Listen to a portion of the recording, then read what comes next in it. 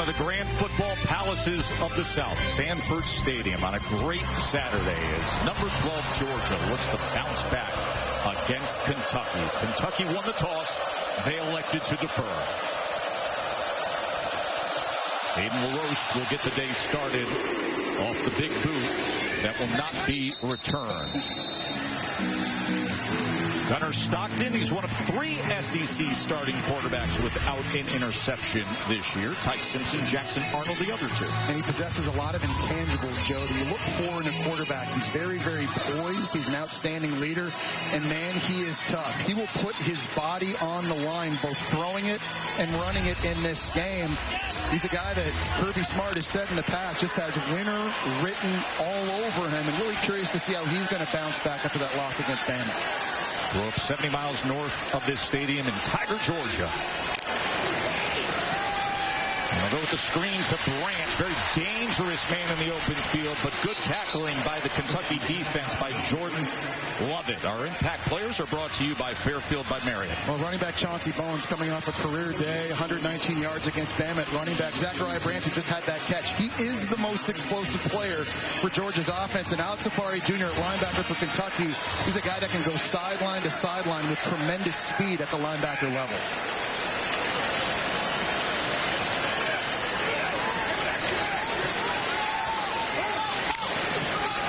Second and 9. Stockton gets it out into space to Dylan Bell. Dylan Bell, when he turns the corner, can be explosive. Remember, he had the 43-yard touchdown, 43-yard run last week against Bama. He sure did, and that's a really nice, quick decision that time by Gunnar Stockton. Seeing the blitz coming from Kentucky and understanding, I've got Dylan Bell lined up to my right, corner playing off. It's a hitch throw. It's an easy pitch and catch. Get him the football early, make this thing 3rd and short. 3rd down and 2. Empty set for Gunnar Stockton. As Bowens motions back in, and Stockton's going to run it himself. And look at the great blocking as he goes ahead out to the 39-yard line where Lovett cuts him down. Well, they're running it to the right that time, and it's the true freshman Juan Gaston, 360 pounds, is kind of running out to the right. Big number 73 right there. He just adds a different level of physicality to this offensive line, and that's something we'll keep our eyes on this one too, Joe. There's a lot of inexperience in this one. Georgia starting 2 true freshmen on this line today, one at right guard and one at right tackle. Dontrell Glover at right guard. We just saw Gaston there at 6'7", 360. First down, play action. Stockton avoiding the interior pressure and then hit as he throws it away.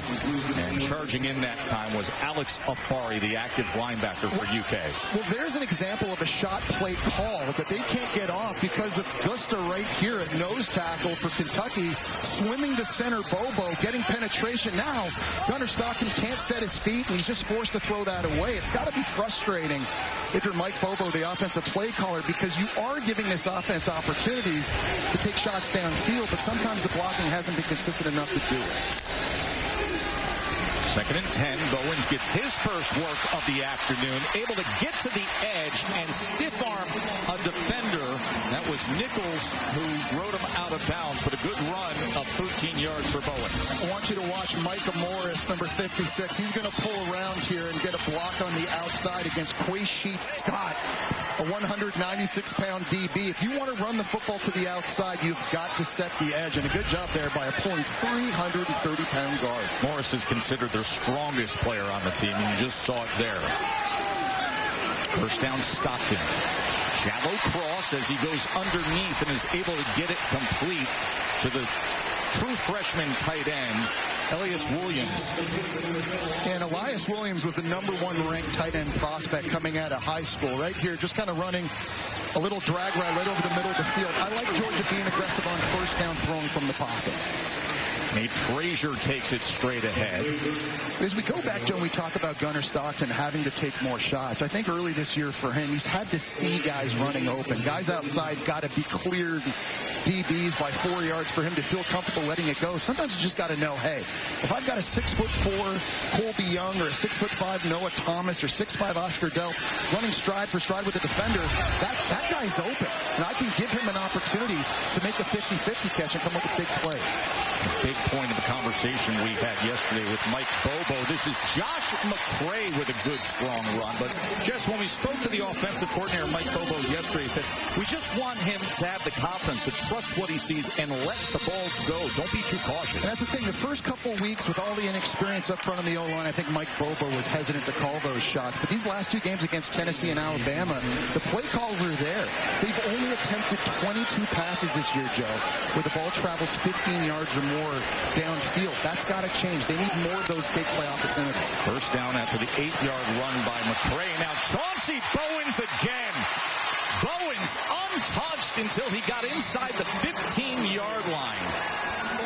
We're seeing pulling linemen everywhere. This time it's true freshman Dontel Glover at right guard. He's going to come over here and get a block outside, and that's going to spring Chauncey Bowens. He doesn't have tremendous top-end speed, Joe, but man, he's got a burst. You saw how quickly that time he was able to hit the hole and get into the second level of Kentucky's defense. And just we saw him last week with 119 yards and a touchdown against Alabama.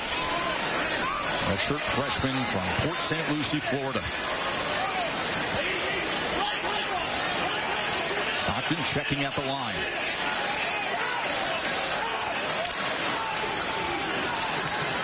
Bowens again, but this time he is taken down maybe a half yard behind the line of scrimmage. True freshman Cedric Works that time getting the stop, and Kentucky is thinking they're going to see run here. One thing Georgia's constantly done this season in the red zone, they're running the ball 82% of the time. That leads the SEC. They really lean on these big fellas up front, a deep stable of running backs. This is also, Joe, an area of the field where Gunnar Stockton's feet really come into play. 11th play of this opening drive for Georgia. Quick screen, Branch. Branch trying to get around that blocker in front. Breaks the original tackle attempt by Hardaway. All right, so now setting up third down here in the red zone. If you're Kentucky, you got to be aware that Gunnar Stockton could take off on you. So in your pass rush, you've got to be disciplined, stay in your lane, stay in your gap, and be ready to finish. That's one thing they didn't do a week ago against South Carolina. They let Lenora Sellers out the gate a few times when they had opportunities for sacks. It's interesting. Monroe Freeling, the starting left tackle, limped off the field prior to this third down and 5. So we see Bo Hewley now stepping in at left tackle. Stockton on 3rd and 5. Plenty of time, but not many options, so he's going to run it himself and dives for a touchdown. Gunnar Stockton, his second rushing touchdown of the season.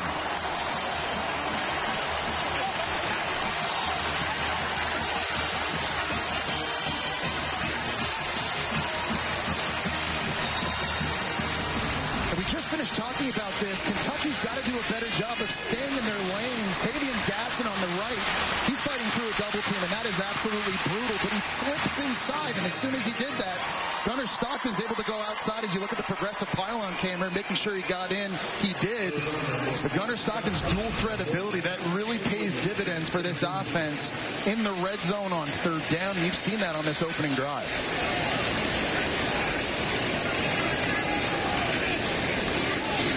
Peyton Woodring puts it through, and Georgia was 3 for 3 on third down on that drive, including the touchdown run by Gunnar Stockton. He said it's the reset, back to winning ways here at home. Off to a very good start with a 12-play touchdown drive.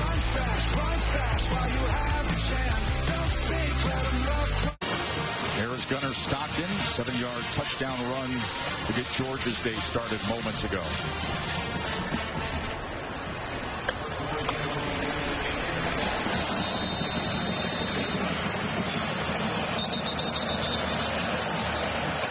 It is a great scene here at Sanford Stadium. Homecoming weekend in Athens.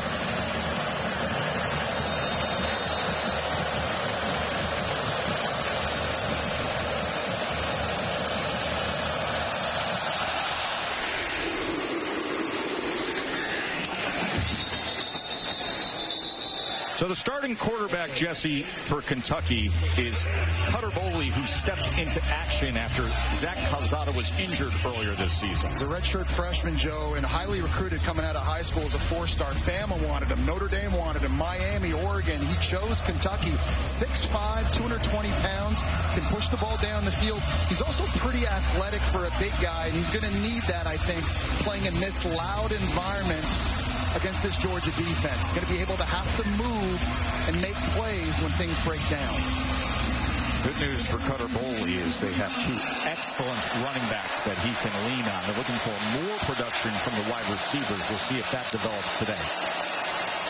But they'll start on the ground with Seth McGowan. This is exactly what we talked about, the hard running of the pair of running backs, but especially McGowan. And he's got a burst. He's a guy, once he sees the hole, he can get upfield quickly. He has the speed to bounce it outside as well. Right now, 96 rushing yards a game, Joe.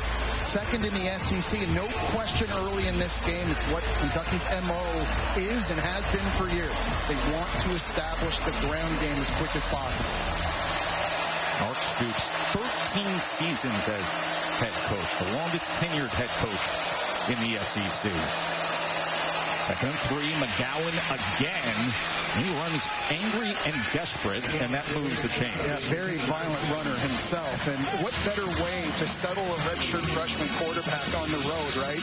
Here at Sanford Stadium with all this crowd noise and getting that ground game established. You want to try to keep third downs manageable, but you've got a couple of backs. Seth McGowan, Dante Dowdell, two big guys they can hand the football off to and try and wear Georgia down.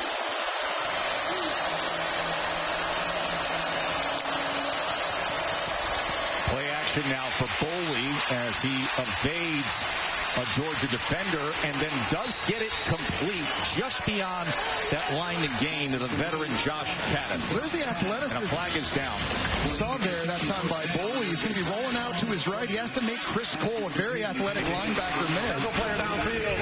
Offense, number 75. 5-yard penalty. First down. It's the left guard Braun who was downfield on that last play. Yeah, well, it looked like a bit of an RPO that time. Cutter Boley had the option to hand that thing off, and you throw the football past the line of scrimmage. Offensive linemen are only allowed to be 3 yards downfield that time. Joshua Braun a little bit further than that, and unfortunately, a really nice play there by Cutter Boley. Mark Stoops comes back.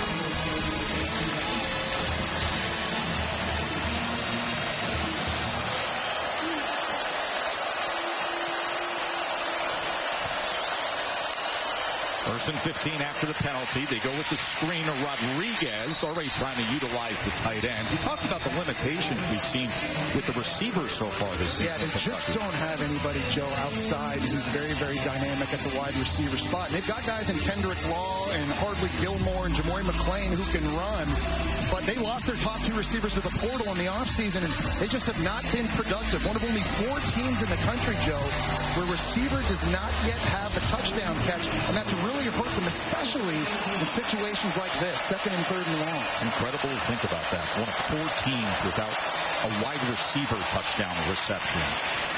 Seth McGowan again sort of understand what they think the formula is today with how much they're working McGowan early and then going to the tight end. It makes third down a bit more manageable, and this has been a problem for Georgia's defense this year. You see Bush Hamden right there, the offensive coordinator from Kentucky, getting ready to dial one up with tempo. 3rd and 6.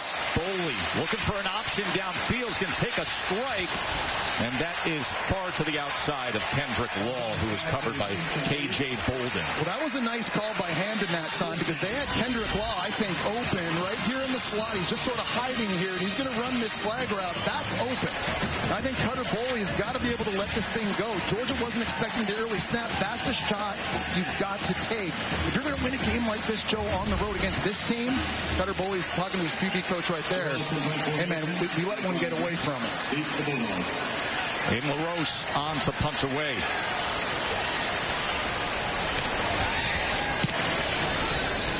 As he skies this high. And Branch with a fair catch inside the 5-yard line. You got to let that thing bounce and potentially go into the end zone. A guy that won the Jet Award 2 years ago as the nation's outstanding returner has got to know better, Joe. Big mistake for Georgia here early.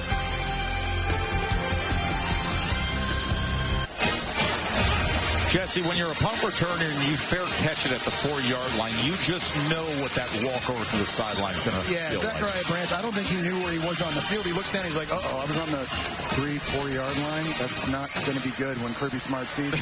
Kirby's like, bro, you were an All-American at USC and doing this. What's the deal? You're setting up our offense in this field position.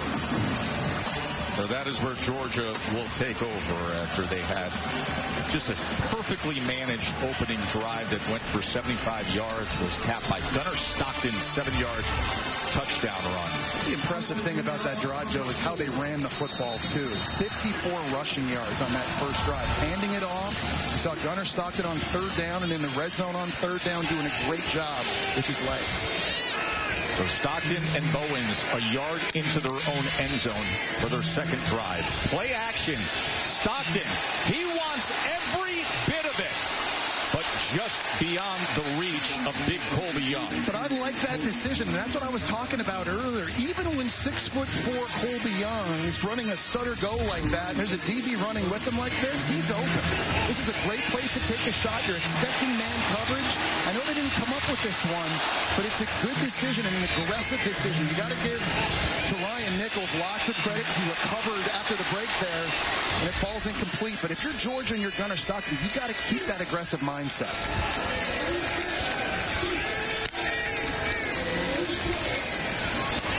Quick strike, and it's Humphreys for a first down. Well placed by Gunnar Stockton.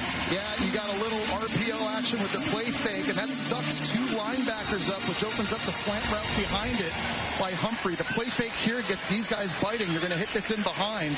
Nice, accurate throw, putting it right on the face mask that time of Humphreys. So Alex Safari, their star linebacker, he was all the way met with the center by the time that ball was released, to your point, Jesse.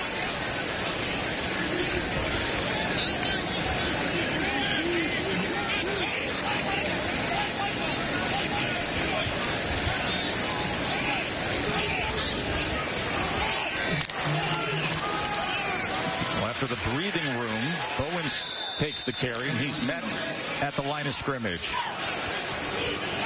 Well, guys, Monroe Freeling spent the entire Kentucky drive in the injury tent. He's now out in the team box testing that left ankle. He's working on his get off. He's been having conversations with head athletic trainer Connor Norman, and he keeps shaking his head saying, I don't know if I can go. I'll keep you posted. If you can't go, Katie, that's a big loss. He's very athletic, and so Bo Hughley, who started last week against Alabama at right tackle, now playing left. He's only 295 pounds, though. He's athletic, but can he hold up on the edge? 2nd and 10 as he gets it to Frazier out of the backfield, who cuts back and in doing so lowers the shoulders and will have a first down for Georgia. Another really good decision by Stockton that time. He's hot on this play. He's getting blitzed and it's coming from his right side here. His answer is going to be the running back out in the flat. There's really no hesitation. As soon as he sees it, ball comes out and you're giving it to a really good athlete in Frazier out in space, making a defender miss and getting upfield and moving the sticks. Good decision making early in this game by Gunnar Stockton. Now it's Alex Safari, their leading tackler, who missed. Frazier just limped off, so Bowen's back in the game at running back. And he tries to take it off right tackle, but he's met in the backfield by Gerard Smith. Great job by Gerard Smith that time, getting penetration, and he was able to beat Oscar Delp at tight end in the backfield. This is a D-line at Kentucky, Joe. I really enjoyed watching on film. They lost a lot of talent. 4 key guys from a year ago, none bigger than Deion Walker. But one thing about them, they play hard. They're deep. They want to be physical. They want to fight you in a phone booth. And they've had some wins here against Georgia's O-line early.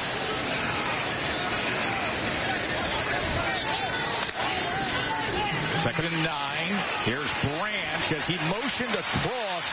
Shakes free, and look at what he can do in short space, Jesse. And the key to that, Joe, is getting him the ball quickly. Gunnar Stockton's like a shortstop. He catches the gun snap and right away spits it out to Zachariah Branch.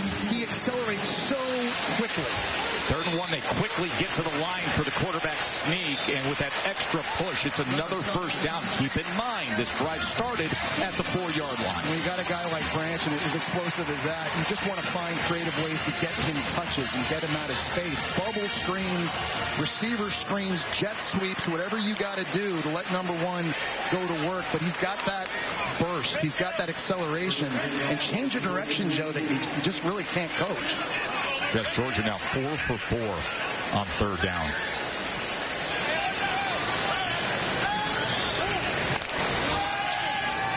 Stockton. That was batted as he was trying to get it to Bowens, but Marquise Humphrey Grace at 6'4" was able to get his hands up. He's been their most consistent pass rusher, and that was a smart decision by him that time. He's working against the true freshman Gass, and he knows he's not going to get there. So he gets his eyes up, seeing Gunnar Stockton release the football, and gets the big paw to back this thing down, now setting up second and long. Another week transfer to the SEC. Humphrey Grace. Now a 2nd and 10, an empty look for Stockton. 3-man rush. They drop 8, and with that, he goes to the ground. Such a capable runner as he crosses midfield, met by a forward. Yeah, and last time they went tempo and they went QB sneak in this situation. We'll see what Georgia does here. But on these 3rd and short situations, again, Gunnar Stockton and his legs on zone read type plays, you got to be aware of it. Cash Jones is normally the running back they play on 3rd down in these situations. He's dangerous catching the ball out of the backfield too. But there's a lot you got to be thinking about here if you're Kentucky defensively because of Georgia's personnel. Josh McCray, who's their short yardage running back, had the big moment against Tennessee with the overtime touchdown comes in, and with that, Kentucky's going to call a timeout. It's going to be a 3rd down and 2 when we return to Athens as Mark Stoops' crew will talk things over defensively. The famous arch here at the University of Georgia. Of course, the tradition that the students on campus, you're not supposed to walk under the arch before graduating from Georgia. Incredible university, incredible setting, especially on a game day, homecoming weekend in Athens. 10th play of Georgia's 2nd drive coming up after the timeout defensively by Kentucky, and it's Stockton again. Gunnar Stockton finally sliding down. Good block by Bowens, his running back, to break him free. Chauncey Bowens did a really nice job getting into the 2nd level against Landon Watson on the block, and now they're going to go tempo here after moving the sticks. 19-yard run by Gunnar Stockton. And now the completion to the outside shoulder of London Humphreys. And Georgia's offense, and the penalty flag comes in late, as that was J.Q. Hardaway, the defensive back for Kentucky. But Georgia's offense is in a rhythm. Well, I like what Mike Bobo is doing with tempo right now, mixing it up, trying to put Kentucky on their heels. After play is over, personal foul, necessary roughness, defense, number 25. Penalties half the distance to the goal. First down. You mentioned, Joe, the block by Chauncey Bowens right here. He's going to come up, right, get that stick, and that frees Gunnar Stockton before sliding down. They get right up to the line of scrimmage quickly. He had London Humphreys one-on-one to the outside. Good accurate throw, protecting it on the outside shoulder before he goes down. And there's the penalty. It's just you got to know better if you're Jonquez Hardaway, the transfer from Cincinnati. You can't do that.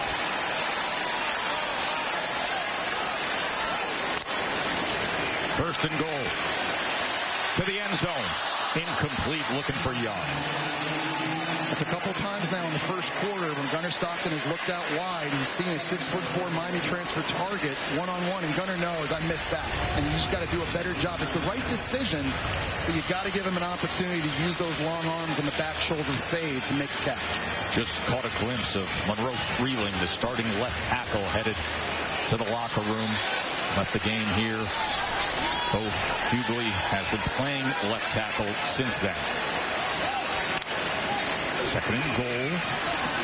Stockton. Wow! Gunnar Stockton again! Showing you the athleticism. He made Sam Green miss.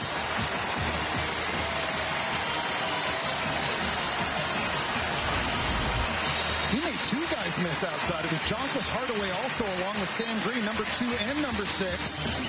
Remember, Gunnar Stockton was the number 5 ranked dual threat quarterback. He's a legend here in Georgia in high school.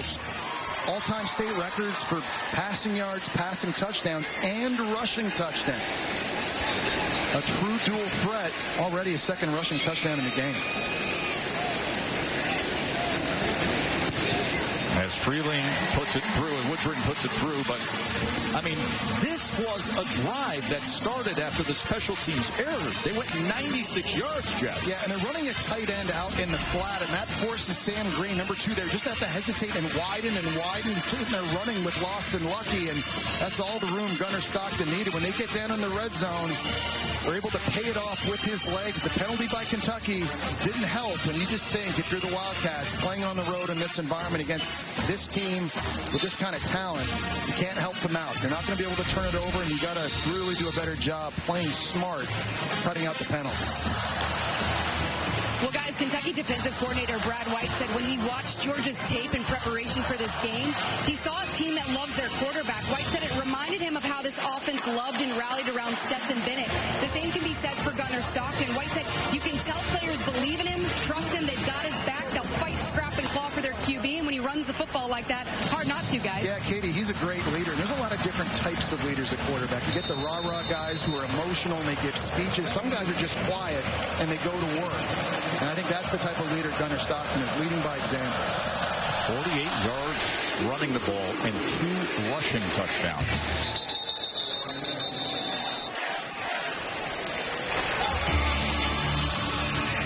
A week ago, the home winning streak was snapped, broken against Alabama. Just a few plays in that game. They feel really good. You know, we talked to Kirby Smart yesterday about that game, and he said, listen, I worry about the process a little more than the results a lot. Yeah. And he knows the way they played last week. Yeah, they turned the film on, and they actually thought, in some ways, they actually played better as a team against Bama than they did against Tennessee when they won. I think they did. Do you agree with that? Too. I think there's a handful of plays you can point to in that Bama game. If it goes the other way, then that's a different game. But so is football. Boley gets it to McGowan, who swings out of the backfield, and Seth McGowan makes it out to the 29-yard line. C.J. Allen with the tackle. That's only the 6th play Kentucky is running this game. Here we are, the clock's ticking down at the end of the first quarter. Kentucky's defense has been out there a long time. They've played 25 plays already. It's important Kentucky here can stay on the field a little bit and give their defense a chance to catch their breath.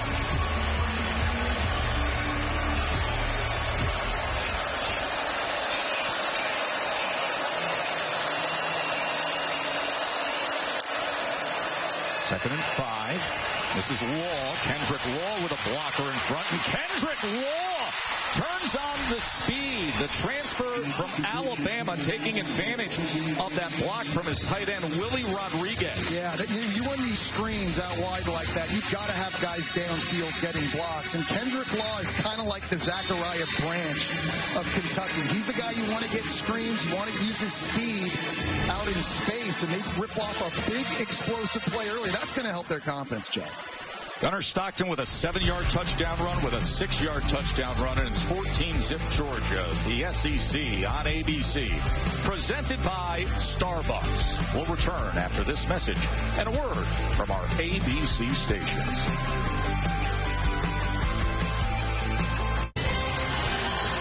Here between the hedges, you're watching the SEC on ABC.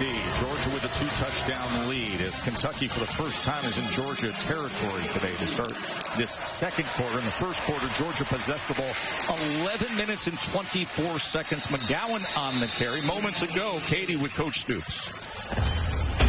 Welcome back to Athens. We're on the sidelines with Mark Stoops. Mark, Gunnar Stockton's using his legs a lot. What do you need to see from your defense moving forward? Yeah, they've been keeping us very much off balance, using a lot of formations, some unbalanced. We got to settle in and make some clean adjustments, get on the same page. We haven't tackled very well. Kendrick Law with a great play there. How do you cash in on this drive? Yeah, we've got to be able to throw the ball a little bit. You know, we're running it effectively. We haven't had very many drives because defensively we can't get off the field. Thanks for the time. Caddis scores for the Cats. Cutter Boley to Josh Caddis for a touchdown for Kentucky. 29 yards. Really poor eye discipline that time by Georgia in the back end. A nice design. You got a tight end coming in motion. Watch this defender following him. When he sees the play fake, he bites. And that allows Caddis to just be scot-free wide open. This is man coverage on defense for Georgia. That's a total bust on the back end. And what great job answering by Cutter Boley in this Kentucky offense. It went to Kendrick Law with the 38-yard screen. Then Boley hits Josh Caddis, and they open up this second quarter after we said, Jesse, Georgia dominated the first quarter, was 5 for 5 on third down, dominated time of possession. This was a had-to-have-it for Kentucky. Well, Kentucky's receivers haven't been doing a lot of great work catching the ball downfield. The tight ends have, though. Willie Rodriguez, Josh Caddis, they're all roommates with Cutter Boley, and so the two roommates hook up in a time when Kentucky needed it most. They've got good athletes that can attack the middle of the field and win their one-on-ones. And we talk about, again, a redshirt freshman quarterback in Boley, right, who's learning on the job each and every week. How would he bounce back from a less than stellar performance against South Carolina a week ago? And you got to be really, really pleased if you're Mark Stoops with how this young quarterback is competing. Give credit to Josh Caddis as well for the role that he plays within the sport. He is a semifinalist for the Campbell Trophy, of course, when it comes to being a scholar athlete, what you are beyond the white lines. That is the award everybody guns for. He's also been named to the Good Works team, the All-State Good Works team, and a semifinalist for the Werfel Trophy. A great community service, great scholar athlete is Josh Caddis, who just had the 29-yard touchdown catch.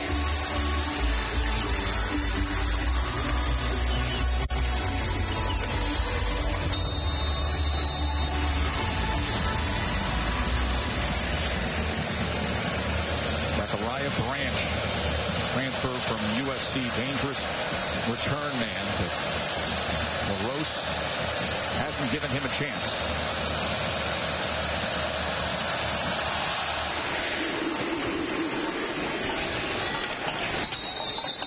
They won't here as well. Let's go to the studio to Kevin.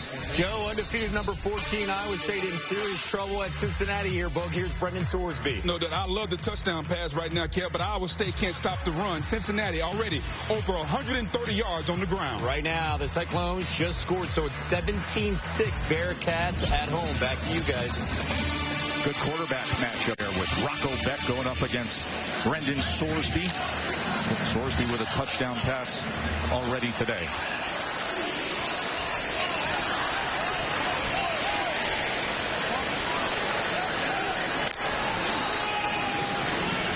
Stockton drives the ball and gets it complete to Dylan Bell.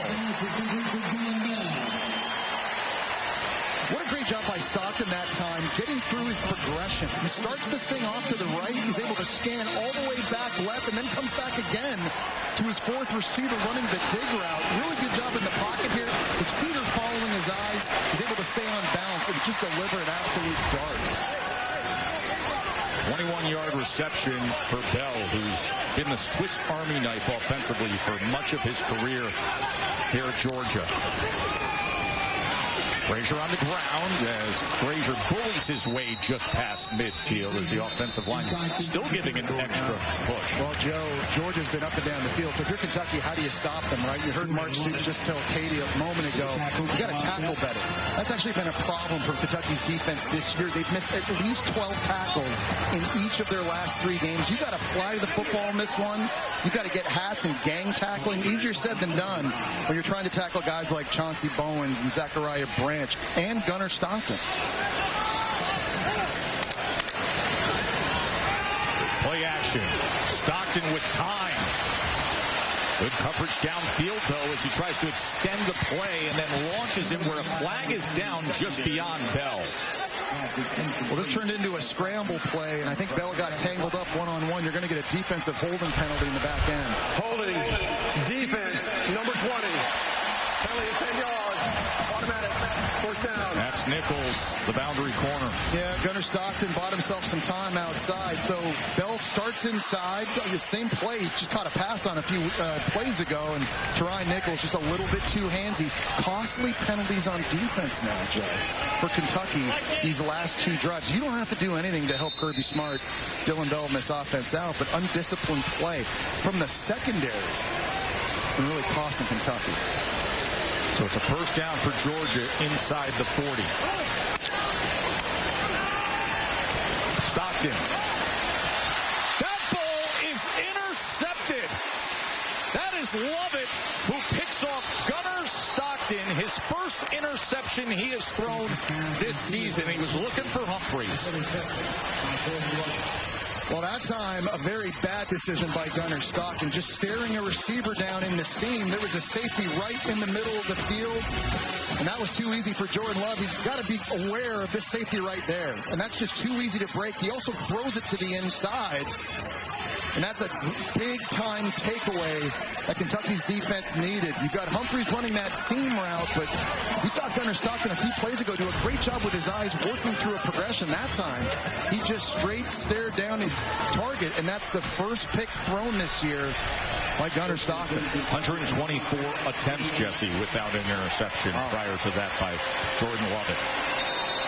And now this Kentucky offense that on their last drive, their scoring drive, had the 38-yard screen to Law, had the 29-yard touchdown catch by Pattis. Back to business. Boley, and Boley has time, but does he have an open man? The 220-pounder is taken down for a loss. C.J. Allen with the tackle.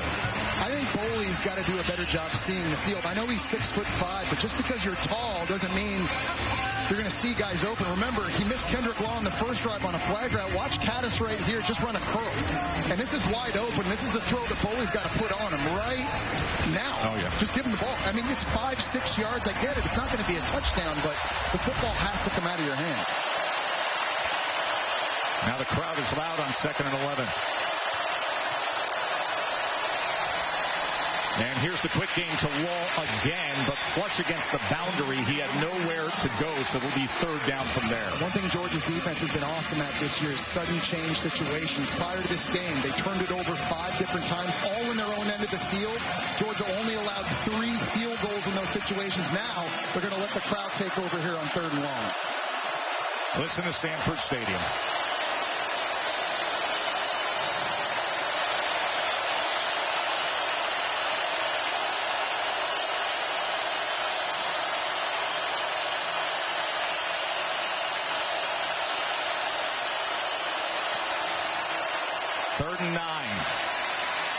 Boley threw it to the outside of Barrier, and Barrier had a couple steps on the DB. And that was just barely past the arm. I mean, that was a bullet in a zone coverage, trying to fit that thing into a tight window down the boundary. I like the aggressive nature by Boley here. He's trying to fit this between the corner and the safety, so it's got to be a line drive throw. He's trying the back shoulder and just barely, it just got up on the receiver. Barrier just a little too quick for him to handle. 2nd punt for LaRoche. They came up the middle against the punter. No flag is down. As fielded inside the 20 by Branch. So Kentucky got the interception, but they didn't do anything with it. Still a touchdown lead for number 12 Georgia.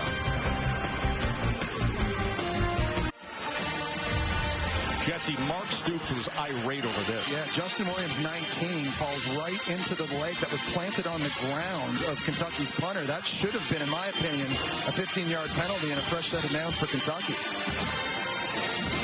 Coach Stoops letting his opinion be known. Most wins in Kentucky football history for Mark Stoops. 52-yard punt. So Georgia takes over at the 19-yard line. Gunner Stockton with 2 touchdown runs and just threw an interception. As Branch, they try to work him into space, but he's tackled by Hardaway. Well, one guy who's not out there right now is Jordan Lovett, who had the interception. They're just being attended to on the sideline. We just saw him jogging in to the locker room, and that's a big loss, Katie, for them. Remember, they're already down one of their starting corners, DJ Waller, in this game. Yeah, Jesse, after his interception, Lovett landed on that right shoulder. He was in some visible pain. His athletic trainers worked on it on the sidelines. He actually tried to rejoin the defensive huddle, but athletic trainers pulled him back and said, we got to go to the locker room. So that is their starting safety, who is not out there for this possession. Owens! Oh, as he spins free for a Georgia first down. He just has such good feet, and he's able to cut. That time, the play looks like it's going to the outside. He cuts it back right up the middle. He's able to make people miss. That time, Ty Bryant, number 14, just gets shook right there. We talk about the tackling problems Kentucky's defense has had. It's tough when you're trying to take on these big, bruising backs. Bowen's running at 225 pounds with a lot of shape. He's averaging 6.7 yards per carry this afternoon. Stockton. That ball is incomplete as he was trying to connect with Zachariah Branch. Well, the good news is I know Kentucky's got some injuries in the back end. They still got Ty Bryant, though. Remember, that was the guy that had interceptions on consecutive possessions against Ole Miss. He is a total ball hawk. This throw just a little bit behind by Stockton going to Branch, and that allows Ty Bryant, who's stuck right in his back pocket, to break that thing up. Really nice play. Keep in mind, DJ Waller, who's considered their best cornerback, has been out with a hamstring for some time as well. 2nd down and 10. Here's Frazier, as he will make it to the 35-yard line, tackled by Rayner. It'll be 3rd down from there. Now, you've got to stay in your pass rush lanes if you're Kentucky. In this obvious passing situation for Georgia, they've been burned a few times when guys have gotten out of position. That's something Brad White's got to be relaying to his guys right now on the field. Stay in your lanes, stay under control with Gunnar Stockton back, and you've got to be disciplined here. You see that Georgia is perfect on 3rd down today. 5 for 5. This is a 3rd and 5 for Stockton. And he gets it quickly to the outside to Dylan Bell, and now they're 6 for 6 on moving the chain. I think Jonquist Hardaway that time on 3rd down, just giving way too much space to Dylan Bell, and he's backpedaling, and it's 3rd and 5 or whatever it is, and you're just making that catch and throw way too easy for Gunnar Stockton. You have to understand the awareness on the field and where you are. Look how much space he's giving him right here, and he's backing up. That's the 1st down marker. 3rd and 5, and you're playing soft by 10 yards. Here's the pitch to Bowens. A lot of traffic, and he is tripped up. It was all clogged up with the push from Gerard Smith, and that is a loss of 3 yards, Jesse. Yeah, Anwar Stewart, the D-line coach, does a really good job with this group. He's been doing it for years now. They do a tremendous job of getting 3-star guys, recruiting the right people, and turning them into NFL players and developing them. And again, that's Anwar there. Great player here at Kentucky. Great CFLer as well. But a guy that for years now really has been outstanding coaching this D-line. 2nd and 13. Stockton, that was off the mark, trying to connect with Lawson Lucky. Pass is incomplete. And now you've got them in 3rd and very long. This is 3rd and 13. California. You see another Georgia lineman limping off. Micah Morris. You're already down your starting left tackle and Monroe Freeling. And now your starting left guard comes down as well. So there's going to be a lot of true freshmen, a lot of 1st, 2nd, 3rd-year players up on this offensive line in a big passing situation. So Daniel Calhoun, the redshirt freshman, now in at left guard on 3rd and 13. Whole left side of the line are fresh dogs. Stockton hit as he throws, and it's incomplete. The only guy who had a shot at it was White Helton, but Sam Green was thrashing down on Gunnar Stockton, and a flag comes in. Well, he beat Daniel Calhoun that time, the new player in at left guard on a stunt. He worked him to the inside, and that forced Gunnar Stockton to move. Pass interference, offense, number 7. That penalty's declined. 4th down. A lot of inexperience, and it's been that way for Georgia on the offensive line this year with so many different injuries. They're going to get a loop outside here. This is the guy you want to keep your eye on at left guard. In for the first snap. They're trying to pass this off. He completely misses it, though. A nice job by Stockton trying to buy himself some time, but some nice plays here by Kentucky's D-line the last 2 snaps to force this punt. Thorson to punt. First 3rd down. That was not converted by Georgia. Oh, wow! A left-hand turn by Brett Thorson.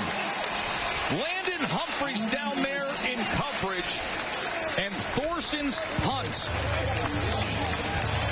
That was unbelievable. Goes out at the 1-yard line. You want to know why this guy was a Ray Guy finalist for the best punter in the country and an All-American? Tore the ACL on his plant leg in the SEC championship game, and Humphreys with a helping hand. Look at this hard left turn by Brett Thorson's punt.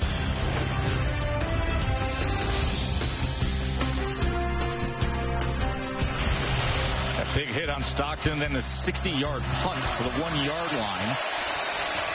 Thorson as Dodell takes it straight ahead for Kentucky. Now this is actually, Joe, I think a great area of the field for Kentucky to actually take a shot. And the stats show that a lot of defenses in this position play a lot of press man coverage on the outside, giving you those opportunities. I know it sounds counterintuitive, especially when you're inside your own 5-yard line.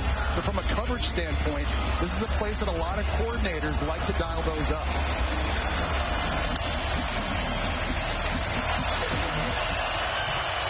Redshirt freshman Cutter Boley from his own end zone. Dante Dowdell. And it's going to be 3rd and long as he only gains a yard that time, tackled by Dalen Everett. And Georgia's defense has to come up big here. 3rd down has been a real bugaboo for them this year, and it absolutely killed them against Alabama. Not able to get enough pressure, and so Georgia's going to change up some of their personnel now in this obvious passing situation, bring some more speed on the field. Elo Medozi, the transfer from Army, now out there. You've got Chris Cole, your best pure pass rusher as well, trying to get after Cutter Boley. You mentioned it, Jesse. Alabama had 12 third down conversions a week ago. Here's 3rd and 6 as Boley's feet are on the goal line. 4-man rush. They get it into Gilmore's hands, but Gilmore is going to be crowded to find anything as he was run down by Bolden. That is a fantastic play by DeMello Jones, the cornerback. He's out in the slot, and he had to defeat 2 blockers that time to force the football out. He didn't make a tackle, but watch how physical DeMello Jones is right here. This is a great job of playing with leverage, taking on the blocks. You're not allowing the ball carrier to get north. You let the speed from Georgia come and make the play. Really nice work. And now Aiden LaRose punting from his own end zone as Zachariah Branch could have a chance to give Georgia great field position. Here's Branch revving that engine, and here he goes. Zachariah Branch, flag is down as he darts out inside the 30-yard line. It's going to get called holding on Georgia on the return. I think it was Justin Williams. Holding. Receiving team. During the return, 10-yard penalty from the spot of the foul. First down. Well, Justin Williams was the guy that ran into the punter the last time out. Didn't get called for a penalty. That time he got caught for holding on the return, and it negates. Really nice effort there by Zachariah Branch. First penalty on Georgia today. Now there's concern with the offensive line, Katie. Yes, Tess. Left guard Micah Morris had his left shoulder tended to, but he came out of the tent. He is going to give it a go, so he's back out there. But Kirby Smart came over to the entire offensive line. He said every play action has been there. Just give us one more second. We need one more second. Gunner's playing with maximum effort. You have to match his effort. Hold up for longer. This is about stamina. This is about being in shape. Well, the problem, Katie, is they're getting dangerously thin now on the offensive line. With Ernest Green already out at right tackle, Malachi Tolliver, their backup center, already out. They don't have that many more bodies left. Frazier with blockers in front and a good spin to pick up 8.5 yards. Nate Frazier. Well, they came out red hot in those first 2 drives, went 75 yards and then 96 yards to get a 2-touchdown lead. Short pitch on 3rd and 2, and Frazier is going to depend on that mark. Maybe a football short of that line to gain. Well, here's an idea. Look at those numbers you were just talking about, Joe, and the previous drives versus what they've done in the last 2. And they're trying to get that ground game established again and trying to be physical. Mike Bobo is. Now you bring Josh McCray, the 240-pound bruiser from Illinois that does a lot of his work in between the tackles in this 3rd and short situation. Had the game-winning touchdown against Tennessee. Short yardage back is McCray at 240 pounds as they shift the tight ends to the right side.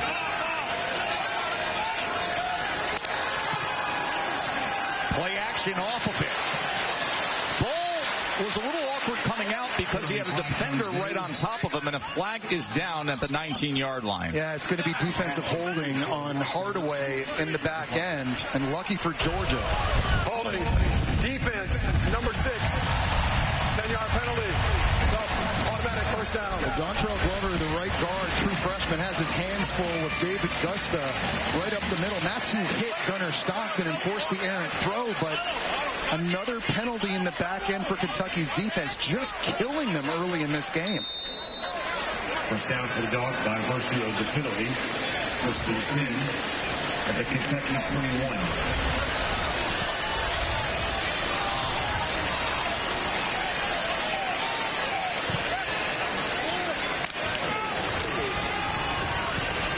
Bulldogs on first down. And, Joe, they've got a deep stable of backs. Don't they? Georgia, they play 5 different guys. And it's unlike some other committees you see out there where oftentimes you let one guy go, you give him a run of 4 or 5 runs, see if he gets hot, and you ride it. It's not always the case, though, at Georgia. They'll pull guys virtually every single play. So you can't be a streaky runner. Just a few snaps ago, you saw Nathan Frazier, then it was Josh McCray. Right in comes Chauncey Bowens. They are deep, and they give these guys chances.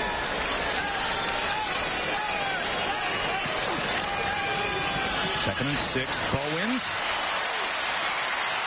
And that extra drive inside the 10-yard line. First and goal, Dogs. Well, the good news is when you have fresh legs, I mean, it shows up. And these guys are running hard that time. Nice job by Dontrell Glover, the true freshman right guard, just getting into the second level, number 63. You see him there getting a block to open up a crease. Just big push on Alex Safari Jr., the linebacker. These fresh legs from Georgia in the backfield, man, they just wear you down defensively. You got to keep up with that all game long. McCray now getting work as he takes it inside the 5-yard line. Jesse, the way they're running the ball here, the consistency, 17 first downs now for Georgia in this first half. Kentucky only has 3. And this is their game. And how nice is it when you can run the ball in this area of the field, right? In the red zone, the windows to throw into down here are so small. You got to be so precise. You have to have great timing. So you take all that away when you can run it. When the defense knows you're going to run it. And again, this year, they're running it 82% of the time in the red zone. This is Bell. Touchdown, Georgia. The do-it-all offensive weapon, Dylan Bell.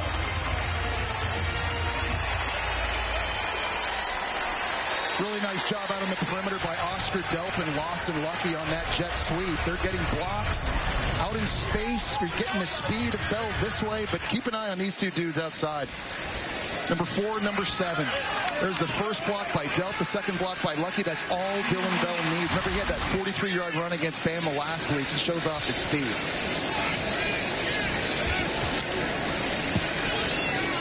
And just like that, after Kentucky felt like they found a little hope, Georgia pushes it back to a 14-point lead thanks to the senior from Texas, Dylan Bell.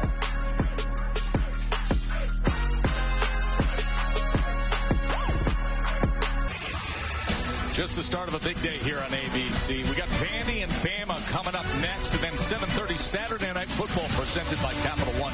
Number 3 Miami against number 18 Florida State. But Jesse, Vanderbilt, number 60 in the country, top 10 Alabama. Of course, a year ago was Alabama defeating Georgia, and then the shocker against Vanderbilt.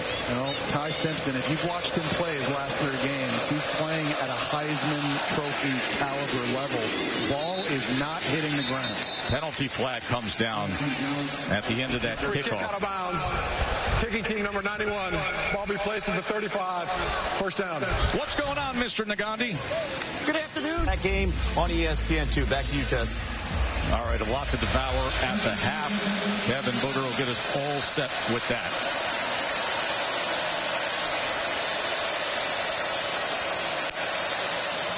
There's the tap pass to Law.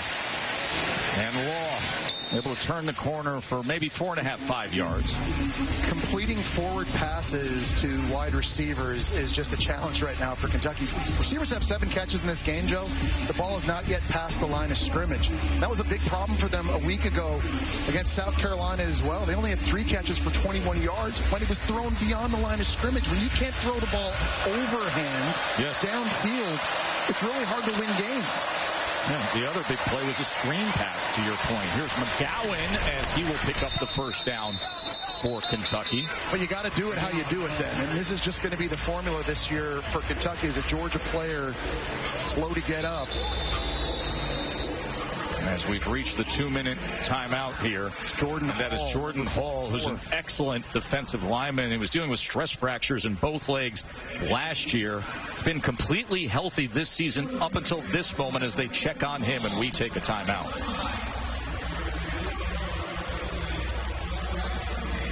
Jesse and Katie with you here in Athens. As Seth McGowan takes it ahead for Kentucky. Moments ago, we saw Jordan Hall come off the field. Yeah, he's locked up with Jalen Farmer. You're going to just see it right up here, number 52. That's kind of where he just kind of plants it awkwardly, then goes down to the ground. We saw him just limping gingerly, not putting a lot of weight on that right leg on his way to the tent. He just came out of that medical tent, but you can see the noticeable limp from the big starting defensive lineman. 2nd and 6. Boley, shallow cross is complete as McGowan tries to reach out for that line to gain. It'll be 3rd and 1. Well, he doesn't get first down, and so the game clock is not going to stop here under 2 minutes to go in the first half. So barely missing that, really costing Kentucky's offense now precious seconds. They have 2 timeouts remaining. Right now, they want to stay on the field with a first down on 3rd and 1. They're taking a lot of time here, Joe. Cutter Boley is looking to shift his receivers to the top of your screen. And Ben Law comes in attached to that H position. 20-something seconds gone. And now they call a timeout. That is terrible clock management there by Kentucky.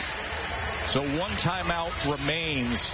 49 seconds left in this first half as they were dealing with that 3rd and 1. Keep in mind, Cutter Boley, we talked about it. Zach Calzada was the starter. Boley, the redshirt freshman. A miscommunication there, it looks like, with Boley in terms of what the play call was or what the formation was. They had to get receivers from the right side. They had to flip them all the way over to the left. And because they did not pick up the first down and not use a timeout, obviously the clock just kept ticking away. This is a big opportunity here for Kentucky, Joe, with 49 seconds to go and 1 timeout left. Remember, they're going to get the ball first in the second half. So any way they can generate any type of points here at the end of this period is huge for their momentum and their confidence going into halftime. The offensive coordinator, Bush Hamden, said to us that, hey, Boley's in a bit of a tough spot. He didn't take many first-team reps through the offseason and through fall camp. So I'm seeing that inexperience moments ago. 1 timeout remains, 49 seconds left in this first half. And a 3rd and 1 in a tough environment.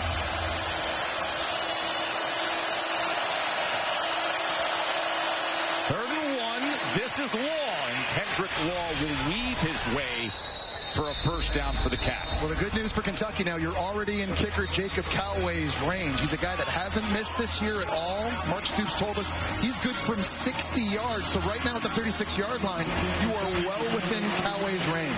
Let's see how they manage these final moments of the first half. A quick out to the outside to Rodriguez. Nice job in the 2-minute situation there by Boley. Understanding where they are on the field, out-breaking route. You're going to be able to stop the clock again. Nice accurate throw and a good play call by Bush Hamden, getting it out of his hands quickly. Remember, Kentucky will receive the second half kickoff, so they could gather some momentum here, just get on the board, and then receive the ball and try to chip into this 14-point lead by number 12, Georgia. Boley on 2nd and 5. Here's McGowan. As McGowan makes his way to the 20-yard line. You get the first down, so the clock's going to stop. You don't have to burn the timeout, but you got to get a play call in. And if you're Cutter Boley here, right, you can't take sacks. You have to have a plan. If your guy's not open, you're throwing this thing out of bounds. Boley, under 20 seconds to go, inside the 10-yard line to Rodriguez. These tight ends are going to work right now on the secondary of Georgia. Jonel Aguero matched up one-on-one with a very athletic Willie Rodriguez, who's able to get out of bounds and stop the clock. This has been perfect these last 3 plays for Kentucky in the 2 minutes. But they got to get the play call and they got to communicate. 1 timeout remaining. 15 seconds to go in the first half. Man, Joe, how big would it be if Kentucky could score a touchdown here and make this a 1-possession game? They're reviewing that last play, Jesse. Yeah. That catch by Rodriguez. That's Jonel Aguero on defense, trying to knock this thing loose. Gets the hand down. Does he have complete and continuous control before going out of bounds? I think that's going to be the question. I think he has it there in the belly, and then the knee goes down. He's out of bounds. Then it pops out. I think that's a catch. What does Matt Austin, our rules expert, say? Matty? Well, this one's going to be interesting because he was an upright receiver, but he was contacted immediately. So the judgment for the replay official is going to be, does he have to survive the ground? I'm with you. I think he was upright. He caught the ball, so he should not be considered going to the ground. It should be down the minute his knee hit the ground. It should be a catch. Wow. I mean, he has his right foot down. He's dragging the left toe before he gets out of bounds. So Matt Austin says it should be a catch, but what will the SEC officiating crew say? After further review, the receiver did complete the process of the catch. It's an incomplete. Wow. It'll be 2nd down and 10 from the 20-yard line. Matt Austin, how surprised are you by that? Well, like I said, it's a very subjective call. He was contacted as soon as he contacted the ball, so I can understand why they wanted to consider him a receiver going to the ground, so therefore he would have to survive it. But in my opinion, I thought he earned it and only went to the ground because of the tackle. Well, man, now it sets him back in 2nd and long. We've talked about the issues and how they don't have a lot of dynamic guys at wide receiver, so who do you have to throw to if you're Cutter Boyd? The guys that have been making plays are Willie Rodriguez and Josh Caddis at tight end. Rodriguez right now up here in the slot. 2nd and 10 now from the 20 after that was ruled incomplete. 15 seconds until halftime. Bowley on the slant. Remember, they have the timeout. They get the first down. Macklin with the reception. They go fast here. They don't have to use it. Nope, they don't. They can clock it. Really good job. There you go. Excellent management by Cutter Bowley. And you can see him gaining confidence on this drive, Jesse. Only a redshirt freshman, right? And every time he takes the field, Joe, he's learning something new. And obviously had a lot of coachable moments and things to learn from a week ago in that loss against South Carolina. But you're right. You're seeing the confidence, and it's growing. He's playing very poised in a big situation here. 8 seconds to go. If you get a quick throw out of his hand, just can't hold on to it very long.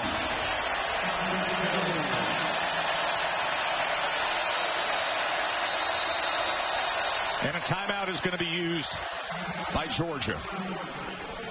So 8 seconds to go, and Kirby and that staff is going to talk things over defensively.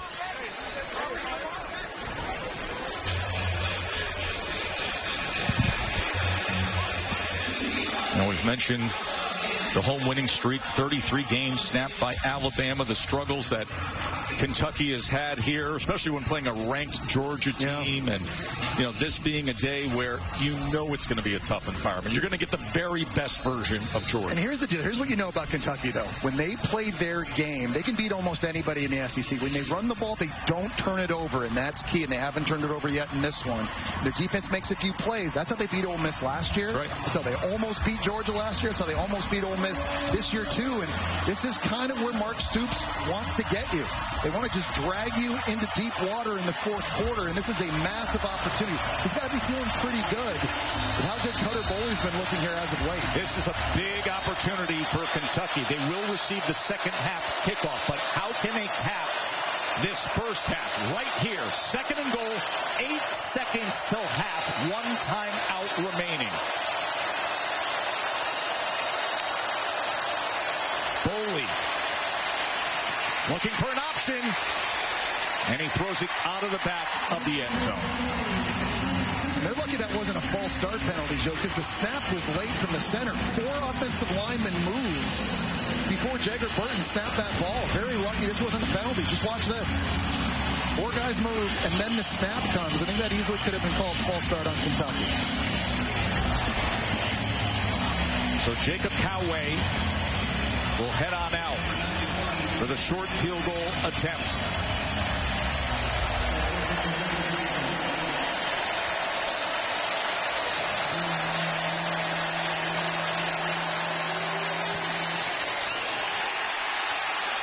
Can you believe that? He has been so good on the year, and he misses a 26-yarder. Let's watch this. I mean, he hit an X-ball that he just came across. Bad contact by Coway. And by the way, Georgia's 56-0 when leading at halftime by 14 points or more under Kirby Smart. 56-0 with a score like this. Katie. Thanks, Tess. Kirby, Kentucky can't cash in. How would you assess your defense's play so far? What was that? I couldn't hear what you said. Kentucky was unable to cash in. How would you assess your defense's play so far? Bend but don't break. You know what I mean? We're not getting the 3 and outs we want to get, but they are getting some stops. We've been better on third down and can't kick the ball out of bounds and let them start on the 35. Your offensive line is a bit banged up. How do you feel like they've handled the reshufflings? They're warriors. They're a great group, but we got guys playing like every position, so we'll try to put a group together to go out there in the second half. Thanks for the time. Gunnar Stockton with 2 rushing touchdowns in that first half. 21-7 as we send you to the State Farm halftime report with Kevin and Booker. Gentlemen, take it away. Back here in the SEC on ABC from Athens, Georgia, where college football on ABC is presented by Starbucks. It is 21-7. Number 12, Georgia, with 3 rushing touchdowns in that first half. Kentucky receiving the ball to start this second half. Told you Georgia 56-0 under Coach Kirby Smart when they have a 14-point or more lead at the half.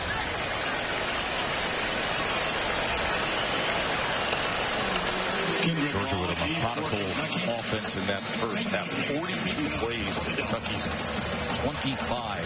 And only one was over 20 yards.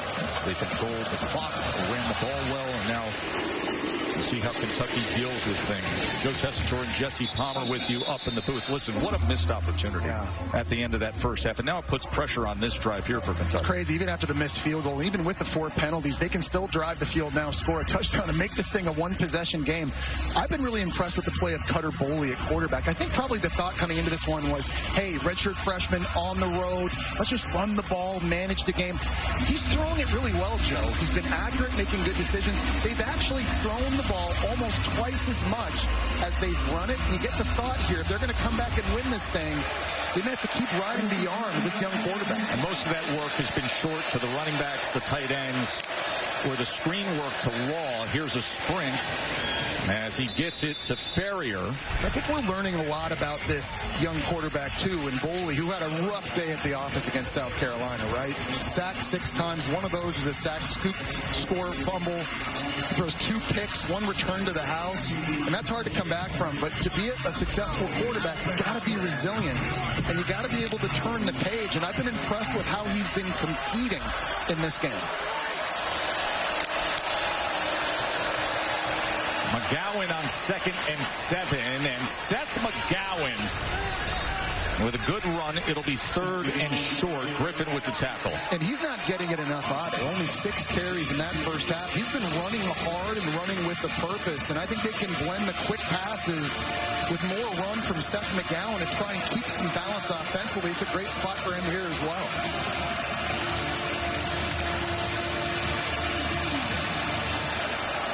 Third and 1 as Coach Stoops looks on. Short pitch, McGowan to the right side.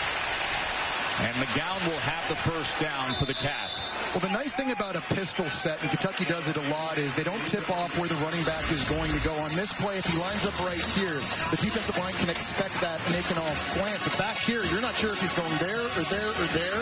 And it keeps the D-line just off balance for a half second. And McGowan able to pick up the first. That's just the second third down conversion for Kentucky. And 2 of 5 on the day. McGowan, a little bit of hesitation, and then darts ahead for a couple of yards. Ball came out at the end there as Georgia is claiming that it is a fumble recovery, but officials are coming in to mark that this may be a fumble. He's going down to the ground. I think it was Chris Jones who got to him first, and then it was Dalen Everett getting involved. It was a fumble recovered by the offense. Second down. And then C.J. Allen. There were 3 different Bulldogs around this ball. Check this out again. McGowan's going down. That's Chris Jones. Ball's in his left hand. It gets punched out right there by C.J. Allen. That was absolutely a fumble. Kentucky very, very lucky. We talked about their formula for victory. You can't turn it over. They almost had one there. And now you're going to see the officials We'll take an official timeout to deal with what we just saw.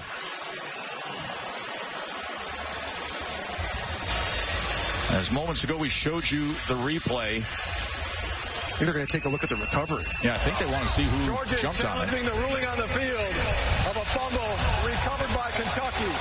That play is under further review. So the officials on the field say a fumble recovered by Kentucky, which would respot the ball. But let's take a look and see this recovery. I mean, because right there you see C.J. Allen rolling over on his back with the ball in his hand. I mean, I don't see where Seth McGowan ever reassumed possession of the football after the fumble. It was kind of in his belly for a split second, but was it complete control of it? I don't know. C.J. Allen's actually getting up to celebrate the fumble recovery at the end there when the ball then comes loose out of his hand. And you saw Cutter Boley was so upset on the line of scrimmage. He was trying to go fast, so they couldn't review it.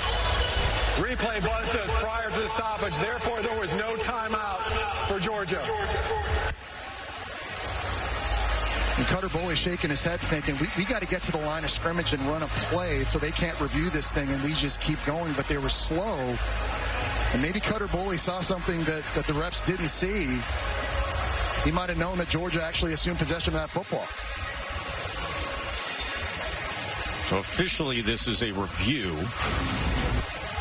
as this is the turnover that we saw moments ago. And it's such a great play by C.J. Allen. He's been a monster for Georgia's defense at the linebacker level. So big and physical. At 235, can go sideline to sideline. And a perfect punch out that time to get it loose. Matt, what Matt Austin thinks. Yeah, Matt, let's go through the language here because they're saying a fumble that's recovered by Kentucky. What do you see here? Well, as you guys mentioned, it's definitely a fumble. The Georgia player does have two hands on the ball, as Jesse alluded to. He's rolling over trying to get up. I think that's enough control to give this ball back to Kentucky. I agree. Control, a body part down, I think it's Georgia's ball. Jesse, he's got the ball. He's getting up to celebrate at that and then point. kind of lets it go before the offensive lineman. That was Wolfschlager, kind of dives on top of it there for Kentucky. You know, it all happens bang, bang, bang really, really fast. When you slow it down, it helps provide a little bit of a clearer picture. But remember, the ruling on the field is a fumble recovered by Kentucky, so you need indisputable video evidence to overturn this call. Let's see if they feel they have it. After further review, Georgia did recover the fumble with possession. The ball be placed at the 38-yard line. First down, Georgia. Jesse, I think this is a worst-case scenario for Kentucky. They drive the ball all the way down before halftime. They don't come away with a point. They know they're getting the second half kickoff, and that is a turnover. Yeah, and things were looking good early in that drive for Kentucky as well, but give Georgia credit on defense. They're creating their own opportunity. C.J. Allen getting that ball back, and now you're in a sudden change situation for Georgia. This is a place that a lot of coordinators like to take a shot. You've got Kentucky's defense taking the field they weren't expecting to. They might be out of sorts a little bit in communication. And is this a place where you take a shot to a Colby Young downfield if you're Gunnar Stockton? That's the first fumble recovery for Georgia this season. Last year they had 10.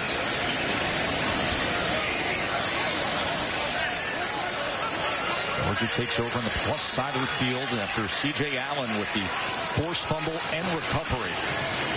White Phillips is going to be tackled for a loss. Unstoppable performance is presented by Ram Truck. Well, they got stuff there on the run, but they've been doing a pretty good job in this game so far. This is a critical 3rd and 5 in the opening drive. Kentucky dropping 8 into coverage, but they lose their pass rush lane integrity. Gunnar Stockton able to get outside and go score. I know they've been banged up a little bit too. Micah Morris are doing a great job opening some space for Chauncey Bowens around the outside. And it's not just O-linemen, Joe. The tight ends, Oscar Delp and Lawson Lucky getting involved. They've run it successfully, 134 yards, different guys. As he's able to connect with Delp, and look at Oscar Delp! He hit another gear, and it's 1st and goal, Georgia. Well, you just got to get it to him quickly, and he does a great job. There's no hesitation. As soon as he catches this thing, he turns it upfield, and I'm not sure why this time. Davern Rayner, number 7, he just kind of paused after Delp caught the pass. I don't know why he didn't just go and tackle him right after the catch. But it's a big-time play, and now Georgia set up right at about the 5-yard line. A 36-yard reception by Delp.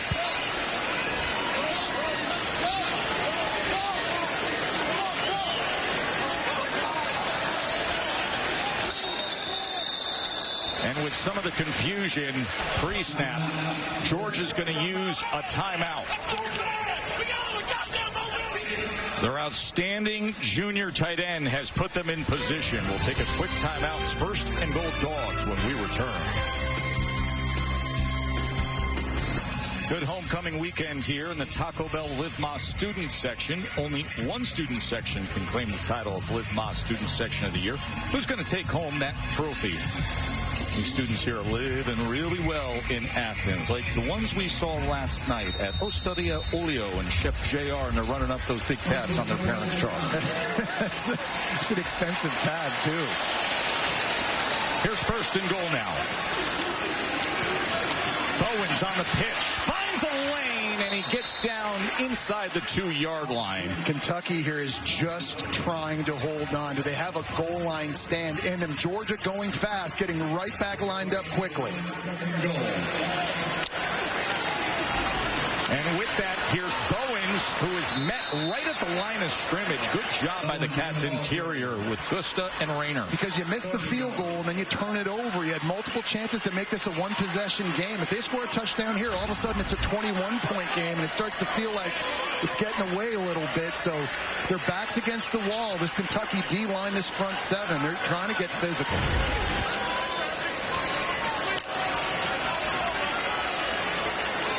Nate Frazier comes in as the featured back here on 3rd and goal. Instead, it's Bell. And oh, is it easy. Dylan Bell again. His 2nd rushing touchdown of the afternoon.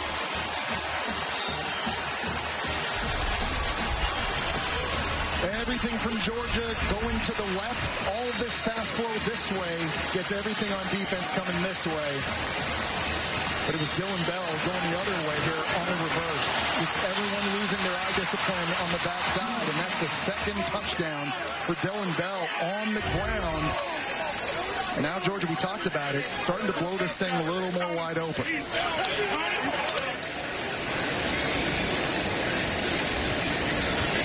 There was Kentucky with the ball before halftime, thinking they could get on the board. Then they get the ball in the 2nd half.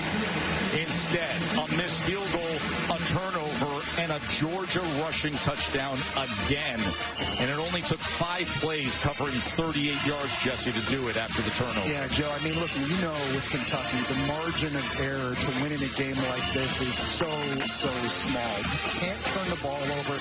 You're not going to be able to miss field goals. You can't have penalties, and all those things are now starting to add up, and that's why the score looks the way it does. Really nice job with that play call again by Mike Bobo. I've been impressed with how they've run it. It's been a little bit of the running backs. We've seen multiple guys get carries. Gunnar Stockton's had success on designed runs, on scrambles. And Dylan Bell, a wide receiver, man, he is having himself a day here in Athens. A week ago, it was that heavyweight clash with Alabama that snapped the 33-game home winning streak.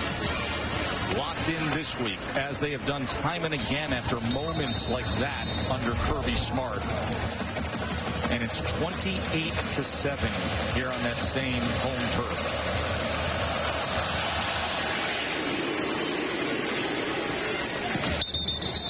Another touchdown for Tomorrow on Sunday, NFL Countdown, the Ravens playing without Lamar Jackson. And it's all access with the NFL's rushing leader, Jonathan Taylor. That's at 10 a.m. Eastern on ESPN. Week 5 of Monday Night Football. It celebrates Hispanic Heritage Month as the Chiefs take on the Jaguars. And 8 p.m. Eastern on ABC, ESPN, and ESPN app. You can watch that. And coverage kicks off with Monday Night Countdown at 6 p.m. H and Eli coming your way on ESPN2.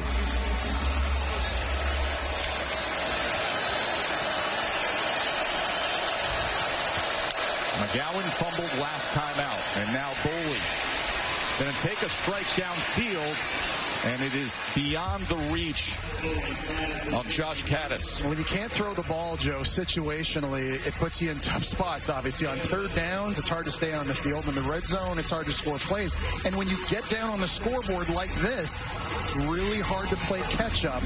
If you can't drop back to pass, 5- and 7-step drops, and push it vertically to everybody, not just your tight ends, to receivers as well. This is an area Kentucky's been really limited at this season. And remember, they're one of 4 teams in the country without a passing touchdown to a wide receiver this season. McGowan, he was tripped up and then he was met. And that's Josh Horton, who was a stonewall at the line of scrimmage. And here's a situation where Georgia has to get better. 3rd and long to generate the pass rush. Just 5 sacks on the season. No more Mikael Williams, first-round pick. No more Jalen Walker, first-round pick. Chaz Chambliss playing for the Vikings. Even Damon Wilson, who's expected to play a big role this year, transferred to Missouri. He's lighting it up. Who can finally step up for Georgia and rush the passer?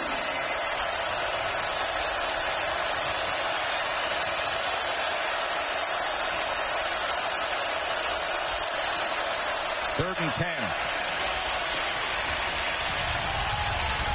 Boley gets it downfield and connects with Gilmore. Well, I liked this play call by Bush Hamdan here, moving the pocket and changing the launch point. They get a great block at tight end right here, which is going to buy some time for Boley and give him a clear vision. And that's a nice, accurate throw on the run to Hartley Gilmore. McGowan, as he goes straight ahead for a couple of yards. You kind of feel like if you're Kentucky now, you've got to generate points on every drive, right? You're down 21. Even if it's field goals, you can't come off the field without clawing away at this lead. And a lot of that, I think, is just going to have to come from Cutter Boley on vertical throws like what you just saw. 2nd and 8. Boley trying to go underneath to McGowan, but it'll be 3rd and 8 now. Well, I mean, that throw to Gilmore was their first catch by a receiver today where the ball crossed the line of scrimmage. And they were having to get creative, and we'll see what Bush Hamdan dials up here. An obvious passing situation where you know Georgia's going to be pinning their ears back. Can this offensive line hang on with this crowd noise?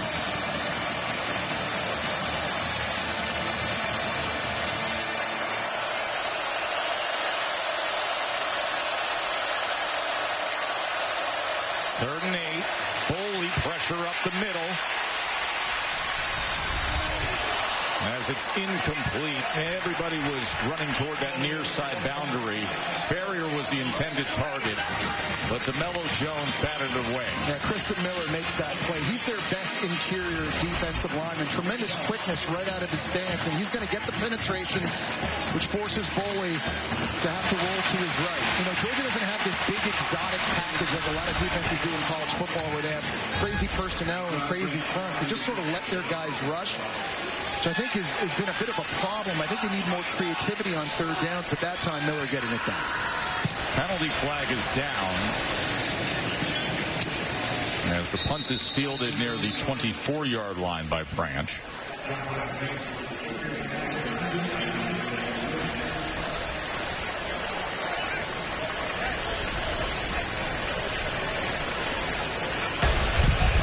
Illegal formation, kicking team, 5 players in the backfield. That 5-yard penalty added the end of the kick. First down. Timeout. So that is where the Georgia offense and Gunnar Stockton will take over when we come back to Sanford Stadium. Touchdowns today. Dylan Bell with 2 rushing touchdowns today. And Georgia coming off the loss to Alabama with a 28-7 lead over Kentucky. They've won 8 straight after a loss in recent years.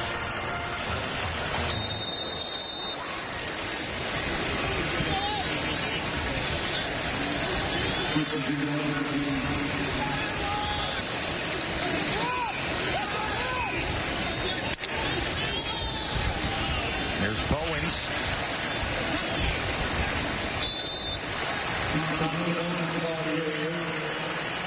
Well, Tess, Jess, this is where we currently stand with Georgia's offensive line. Coming into the game, true freshman Juan Gaston started at right tackle for Ernest Green, who's missing his second straight game.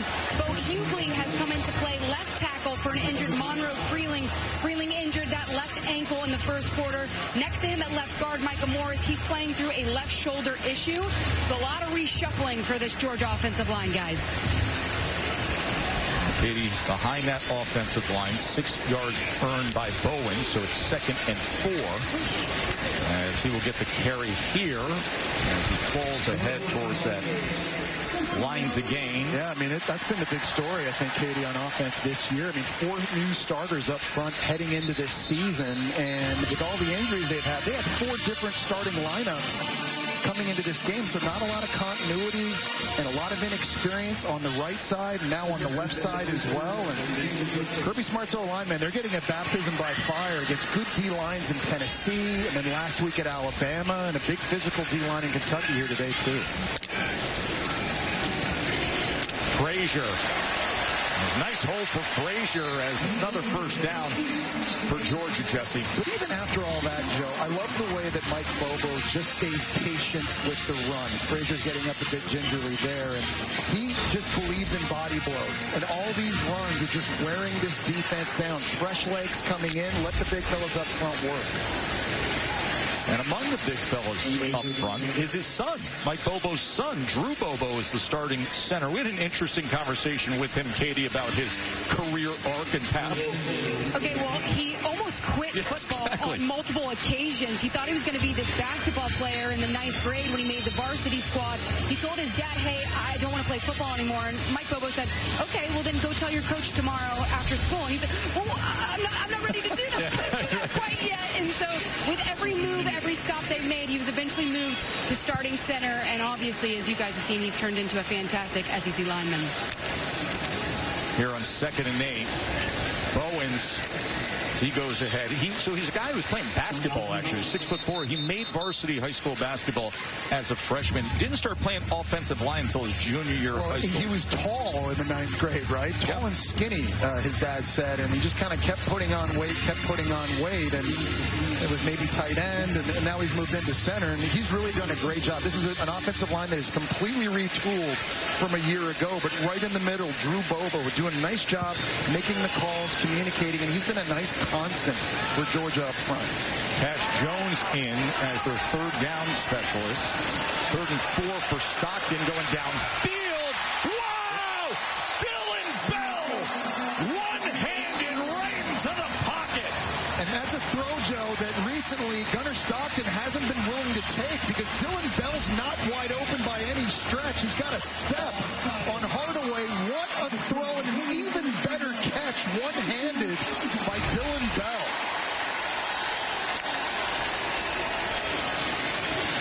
Cash Jones, as he's brought down. I mean, you want eye candy. You want to see it again and again, because you will with what Dylan Bell just did. And Gunnar Stockton's got to take more of these shots. It's not just with Dylan Bell, but when it's with Colby Young or when it's with Noah Thomas, London Humphreys, these guys outside, they can win, and they can make these plays if you give them an opportunity. Perfect throw, and even better catch. And the vertical passing game, Joe, is the one element that I think is missing from Georgia's offense early this year. If they get that figured out, they're going to be nearly impossible to stop. Jones lost 5 yards, so it's 2nd and goal from the 15. Bowens. And just like that, falling forward, right, for Bowens. Really nice job with leg drive. I mean, that looks like that's going to get stopped and tackled. But really good running backs always find a way to somehow just fall forward. The redshirt freshman, you've got to be impressed with his physicality. And obviously, you know, the big run against Bama a week ago, the 43-yarder, kind of showed you what he could do. But he's now kind of emerging as the go-to back in this stable that Georgia has. 3rd down and goal from the 11-yard line. And there was some movement. Before the snap, false start, offense, number 16, 5-yard penalty, 3rd down.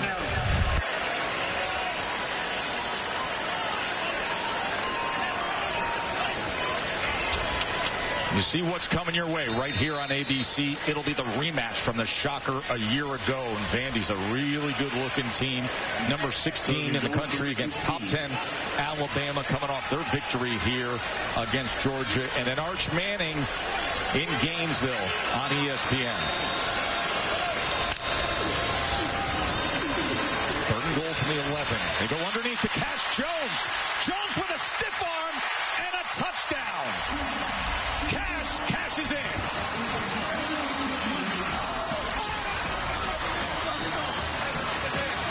Well, Stetson Bennett. Flag is down all the way back at the 26-yard line.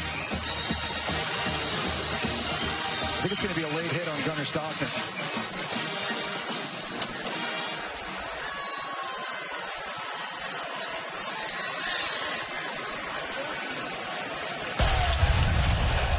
Personal foul, roughing the passer, defense, number 35, contact to the helmet.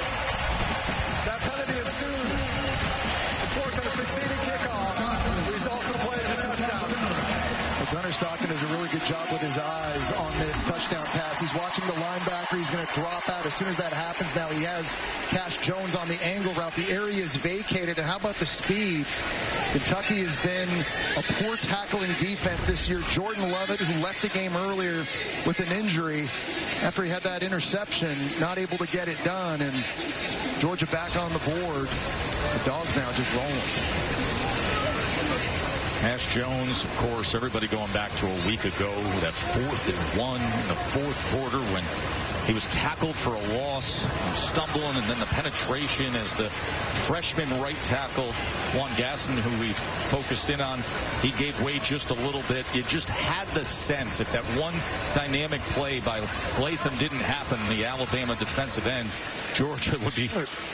There's so many plays. Yeah. I went back and watched the game again yesterday, and if K.J. Bolden doesn't drop an interception on the first drive, if Taylor doesn't drop a walk-in touchdown on a post in the second half, I mean, that play you're talking about with Cash Jones, I mean, any of those go the other way, and it's a completely different game. Cash Jones with the touchdown reception as Georgia getting back to their dominating, winning ways. 35-7 here at Sanford Stadium. Gunnar Stockton, a couple of touchdown runs and this touchdown pass.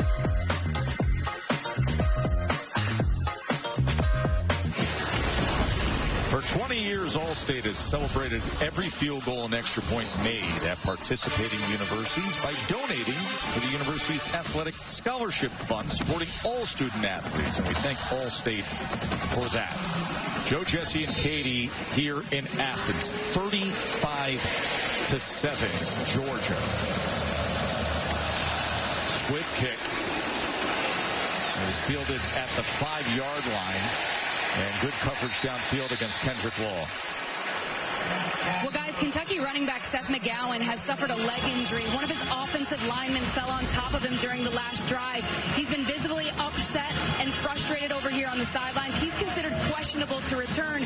And then his quarterback, Cutter Boley, spent a lot of time with the training staff getting his neck stretched and worked on. He's dealing with some discomfort. It looks like we could see Zach Calzada out there. Wow. Well, Katie, obviously Dante Dowdell, he's in there right now. He's the bigger running back. Jason Patterson is a talented redshirt freshman they've got on the bench as well. He's probably going to get some run, but this is not the time to be losing players of that caliber.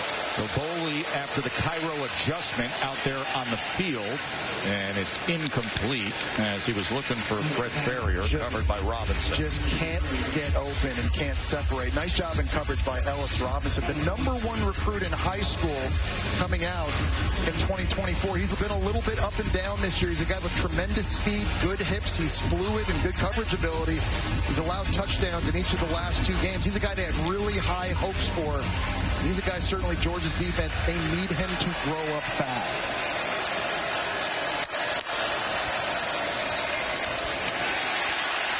There's the pill. That's a bad pitch. And Law is going to be tackled all the way back at the 10-yard line. And you just got to pitch that a little bit sooner. I know Cutter Boley's trying to hang on to it as long as he can. Raylan Wilson absolutely stuck him right in his chest, right between the 8. And it forces the errant pitch. Waylon Wilson had a big sack, forced fumble in this exact game a year ago, and here he forces another one. That is textbook.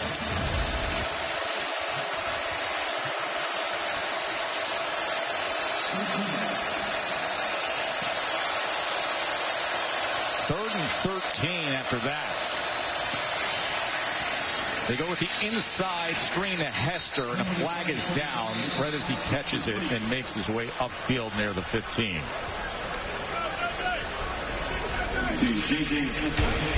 Holding.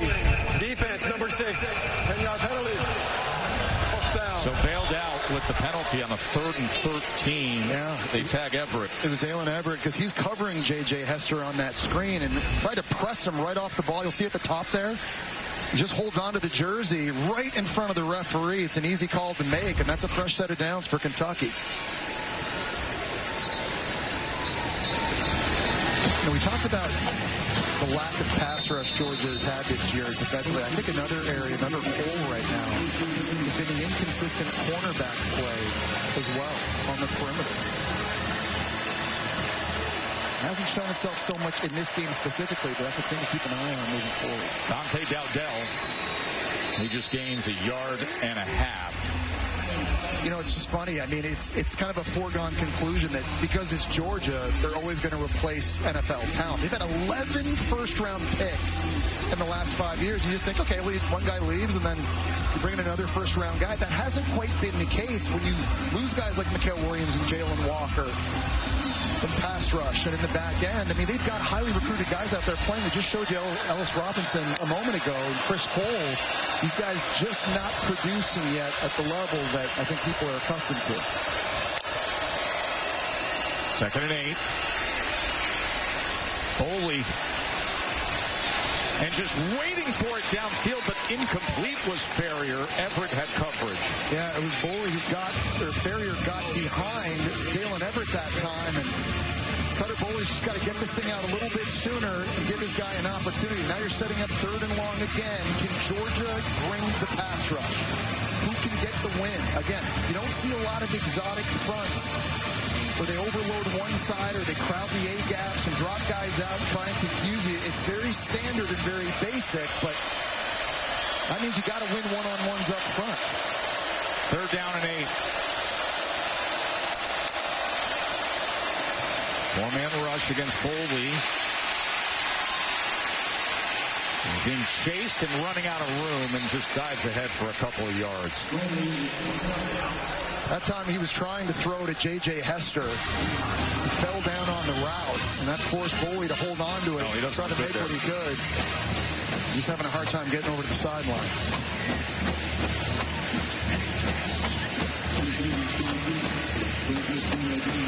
Watch the end of this play, Jess. Yeah. Trying to get down in pursuit. That's Elijah Griffin, #1 ranked defensive tackle coming out of high school. And all 310 pounds falling on him.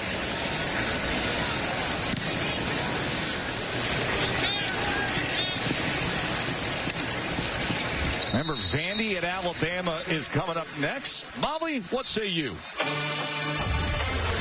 Well, Tess, earlier this week, Vanderbilt quarterback Diego Pavia said if we play our game, it won't be close, predicting a blowout here in Tuscaloosa. And his teammates said that belief was the reason why they were able to win this game last year and why they think they can do it again this time. But, Jesse, both of these teams very different from last season. Yeah, no question. And obviously, Molly, Diego Pavia, he makes a lot of headlines. He's been so good this year throwing the football. But if you've watched Vandy play, they've been excellent running the ball. They're averaging 6.5 yards per carry. That's tops in the SEC.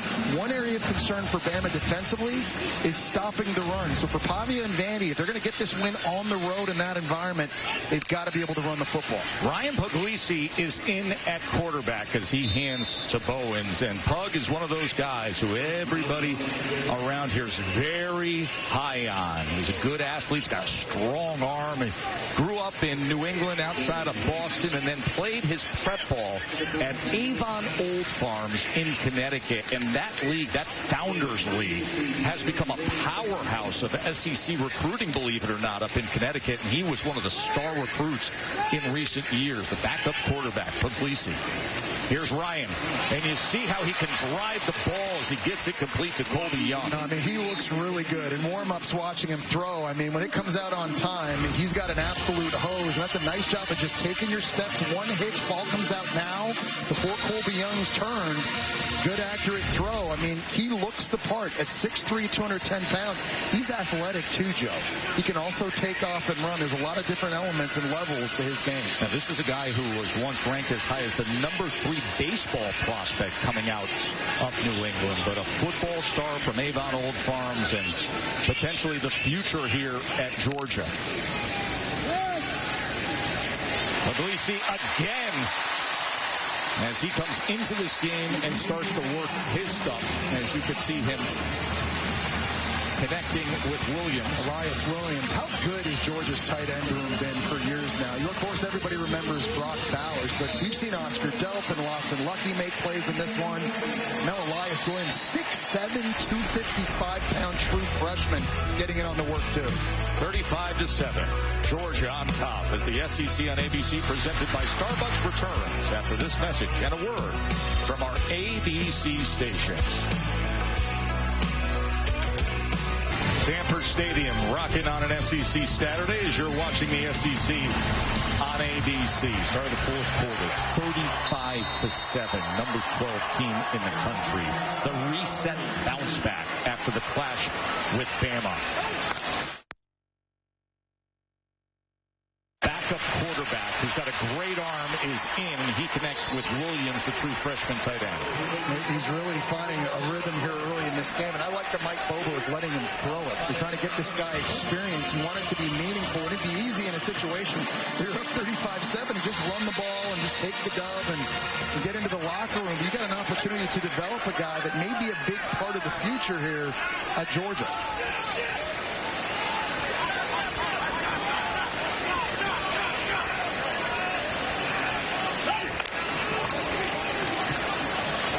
McCray, he's going to be tackled for a loss. So that third quarter that put them in position to sit Gunnar Stockton, Kentucky just had 31 yards of offense. Georgia had 153 thanks to that guy. There's his day, Jesse. Yeah, really outside of the interception, Joe, I think it's been a really good day for Gunnar Stockton. And I like the fact that he was aggressive. He took shots downfield. Didn't hit all of them, but when he had the one-on-one matchups, he was not afraid to let it fly. He got a big one to Dylan Bell recently. I think that trend has to continue for this offense to keep taking off. There's McCray. Third and long. Just amazing. You know, we're watching some of these backups now take the field for Georgia, and you just talk about the talent. We're like mentioning, talked about the running backs, obviously, but the tight ends, too. And you're mentioning Elias Williams, the number 1 tight end coming out of high school, makes a few catches. Jaden Riddell is out there right now as well. He's a redshirt freshman. By the way, he was the number 1 tight end 2 years ago, and it's like a revolving door of dudes that take the field. I mean, in the NIL era, you can't stockpile the way you used to. But, man, this bench for Georgia is still looking really good. It's 3rd and 9. Every time we prep a Georgia game, you just marvel. Puglisi looking to run it himself on 3rd and 9, and he nearly picks it up. He's going to have to slide, though. He's going to have to learn, a young player, just get down. He took a big shot that time from Jansen Dunn, the Ohio State transfer at safety. These all learning moments, obviously. Puglisi, another one of those guys, though, Joe. He was the number 6 ranked pocket passer coming out, and you can see why. His game actually kind of reminds me of Carson Beck a little bit. Just his body type, the arm talent, just how natural of a thrower he is. Of course, we're going to see Carson Beck in action right here on ABC at 7:30 tonight. Number 3, Miami against number 18, Florida State. 4th and 1 And McCray trying to get those tough yards, and based on that mark, I think we may have a turnover on downs. Yeah, you got to give Kentucky credit because they're way down on the scoreboard, but these guys are still playing hard and fighting hard. Their starter's still out there. Great work there, just getting the stop. We'll take a break. 12 and a half minutes to play here between the hedges. Jesse, what's getting your attention when we look at the college football rankings brought to you by Capital One? Everyone's looking at Miami and Florida State, and obviously Bama at Vandy. Texas A&M, Mississippi State, though, to me is a really interesting one. Jeff Levy's team in Starkville, much different than they were a year ago. They are not an easy out. Ask Tennessee about that. Offensively and defensively, it can create some problems. Get it quickly to Gilmore. And Gilmore spins his way out towards the 18-yard line. Well, speaking of Mississippi State, let's remind you what is coming your way on the SEC network. Oklahoma's going to be hosting Kent State in just about an hour and 10 minutes. And then there it is tonight, Mississippi State against number 6 Texas A&M. Of course, we called that Auburn-Texas A&M game last week, and now a number 6 next to their name for the Aggies. Boley to the outside as Kentucky looking to create some positive momentum here in this fourth quarter. Well, Kentucky's a team that had their streak of 8 straight bowl games snapped last year, and I think the big question is, can they get back? The schedule's pretty tough. Today's their second AP Top 25 opponent. They still got Texas. They still got Tennessee at home. They're going to have to go to Vanderbilt. Got to play a good Louisville team on the road as well. Each and every week for Kentucky is going to be a dogfight from here on out. So after the 6-yard reception by Miller, they go to Willie Rodriguez, the tight end, and a flag is down.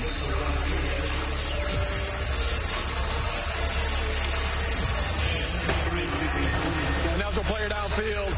Offense, number 75. 5-yard penalty. First down.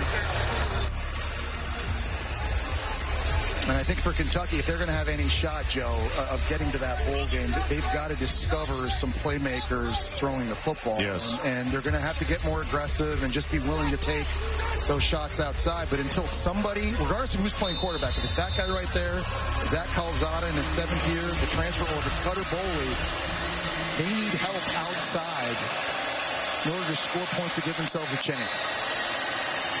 Well, after the penalty, Boley on the near sideline as he was looking for Macklin.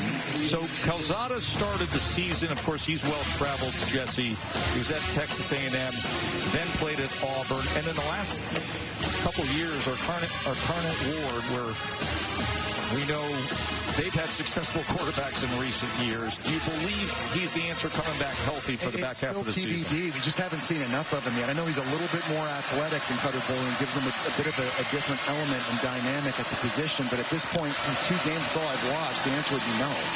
2nd and 15, Patterson, and he is taken down immediately by Justin Williams. I think one of the problems for Kentucky, Joe, is they just have not been hitting on portal quarterbacks. Will Levis, that was good. Devin Leary, not so good. Brock Vandergrift, former Georgia Bulldog, not so good. This still is TBD right here, but you've got guys coming in. They're only giving you a year outside of Will Levis. And when you don't have that continuity and consistency, when you miss at that position, it sets this offense back terribly. Instead of developing guy and being homegrown. And that is the case that they're looking for with Cutter Boley.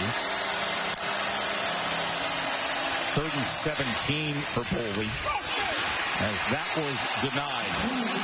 And a flag is down as Dominic Kelly, a good-looking true freshman from Florida, had coverage of Gilmore.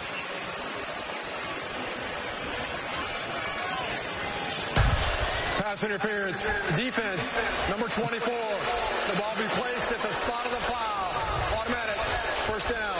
I think another problem with Kentucky, too, it's not just the quarterback, but the lack of consistency of play callers on offense. Heading into this year, they had 5 different offensive play callers in 5 straight years. Bush Hammond's the first guy to have the same job back-to-back years since 2020. And when you don't have continuity in scheme and terminology and the voice if these players are listening to coach, and you don't have continuity at quarterback because you keep going to the portal year after year, it's really hard to create any chemistry and rhythm on that side of the ball. Of course, Liam Cohen, who was the play caller, see him on Monday Night Football as the head coach of Jacksonville.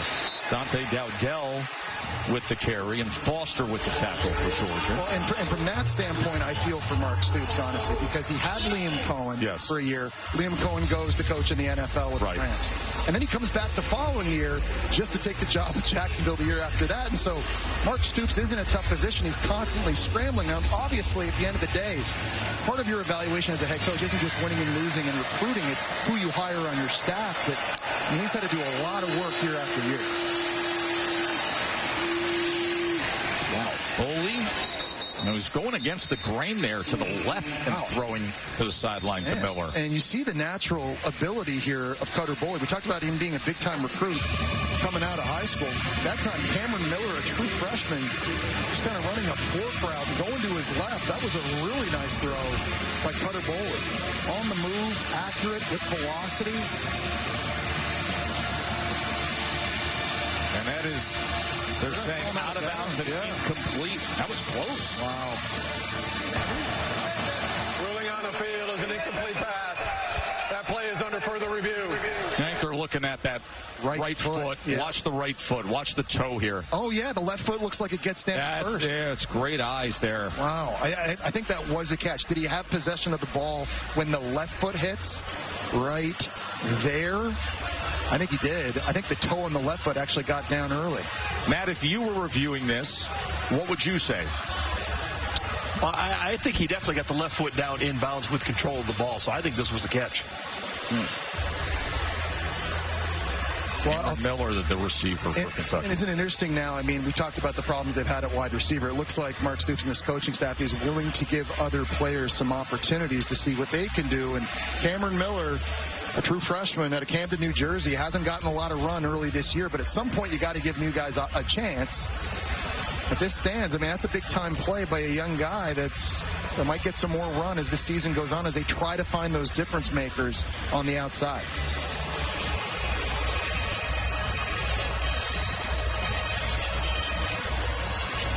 Just a true freshman. Played at Winslow Township and helped that team win a state championship a year ago.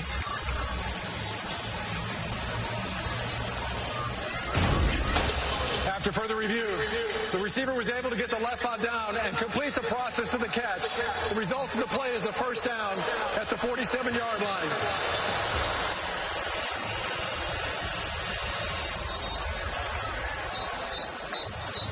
So a first down for Kentucky here. 9.5 minutes to play. This game completely changed with what we saw at the end of the first half, the missed opportunities, Kentucky, then the turnover to start the second half, and then Georgia just swarmed in that third quarter and dominated.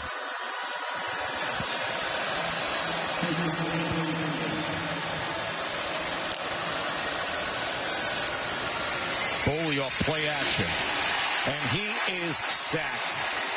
He's brought down by Akbako.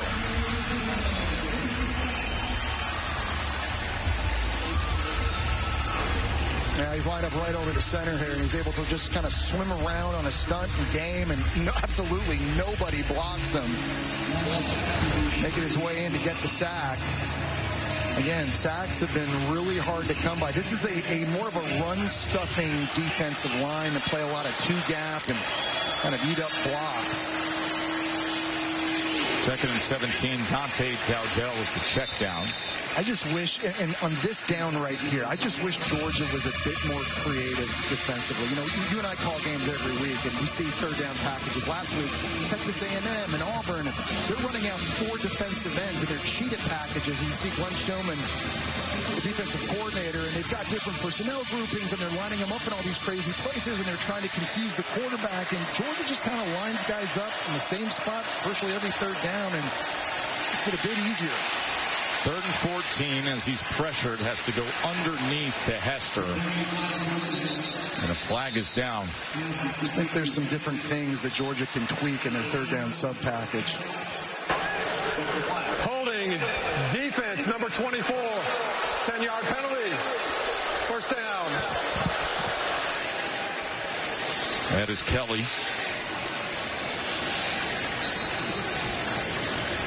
He's going to trot off the field. And that is coaching right there. 2 penalties, says Kirby Smart. Well, and not letting him off the hook up 35-7 either. There's still football to play. These are young and experienced players that need the coaching.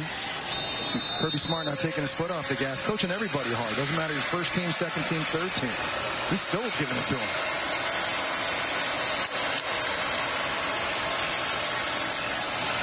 Foley looking for that seam to Macklin, but it's incomplete. Jones had coverage. Yeah, I mean, just again, you just want to see Macklin try to fight his way back and make a play on the ball, or at least have an opportunity. And I know he's tangled up there with DeMello Jones here at the bottom of the screen, takes an inside release, and then doesn't really accelerate out of the break. There's obviously some contact, but those are just the plays that they just haven't been able to make. Contested catches not come easy for them. 2nd and 10. In cutting is incomplete. Looking for Jamori Macklin again. I think that ball got back. I think so too. The line of scrimmage. I think it kind of affected the flight of the pass, and now another 3rd and long situation here. An opportunity for Georgia to get off the field. Sometimes when you have a game like this, it's these moments in the 4th quarter where it can be hopeless on the scoreboard, but it's how you play and body language and effort and fight to the end that can define future weeks. 3rd down and 10. As Boley cannot connect with Gilmore. He's got to make that catch. And you got Ellis Robinson chasing you from behind, but this hits both hands of Gilmore. You just got to be able to reel it in. It may not be an absolute perfect throw, but in this league on a drag route, there's probably going to be an elite corner chasing you. And if you make that catch and turn upfield, you keep your feet, you're running down the sideline. Ellis Robinson, former #1 corner in the country. 4th down and 10.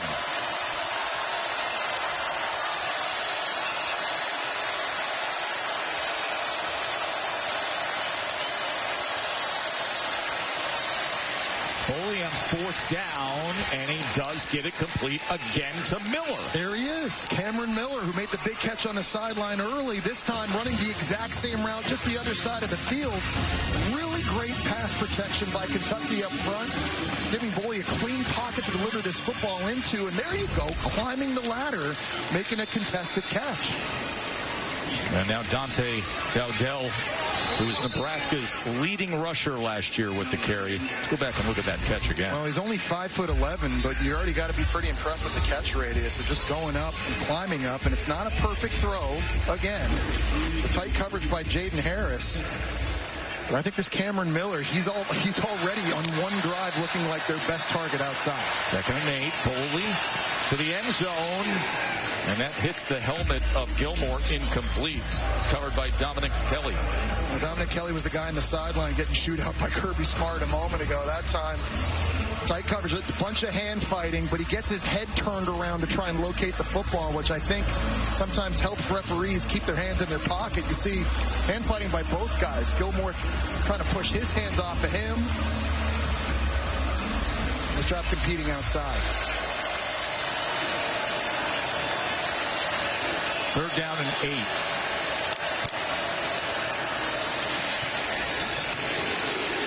As Patterson was taken down immediately by Maddox. Yeah, and a nice job by Adrian Maddox there, anticipating the hot throw on the blitz and where that answer might be, running back in the flat, screaming downhill to make a stop. Now here's another 4th down.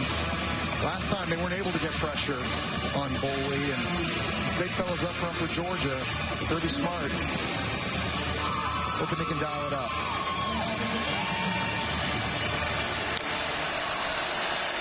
Fourth down and 7. Can he get to the sticks? Yes. 1st down for Kentucky by Macklin. And that's what I mean. They've got guys that can run. They actually do have guys with speed. You saw it right there for Macklin once he caught that drag route on the blitz. And he was able to run away from some guys, but, you know, they throw deep to him, and he can't separate. And it's the route running, and it's the ability to, and the intricacies of running those routes to get open. They're sorely lacking outside. This is a 15-play drive by Kentucky. Dante Dowdell's net and tackle. You know, it's amazing. We were talking earlier about Kentucky, right? Trying to get back to a bowl game. And what the level of expectation is at Georgia here based on what Kirby Smart has built. What is he now? Won 35 of his last 38 SEC games. 4 straight SEC championship games. This is going to be 44 straight wins against an unranked opponent, by the way. It's just amazing. These two programs, obviously, on different ends of the spectrum, but you know, when you recruit the way Georgia does, they've had the staff hires that Kirby Smart has had, that's how you're able to consistently win year in, year out. There's Boley with 5 minutes to play as Law will take it straight ahead. The Alabama transfers 4th in the SEC in yards after a catch per reception. Speaking of Alabama, you know what is coming up. It is going to be Alabama against Vanderbilt. Of course, a year ago was the ultimate shocker when it came to what we saw. And now here's Alabama again coming off the victory against Georgia, snapping the 33-game home winning streak here. But it's, as Kevin DeBoer says, how you handle success. Now you get to find out. No question. I think last year Vanderbilt obviously snuck up on them. That was one of the biggest upsets I can remember in a long time in college football. But they're not sneaking up on them this year. They started 5-0. How good has Ty Simpson been for Bama, though, throwing the football? You and I and Katie have seen him live now twice this season. Just the way he handled the environment last week against Georgia, and he's playing at a very, very high level. Georgia chooses to use a timeout here. 4th down when we return.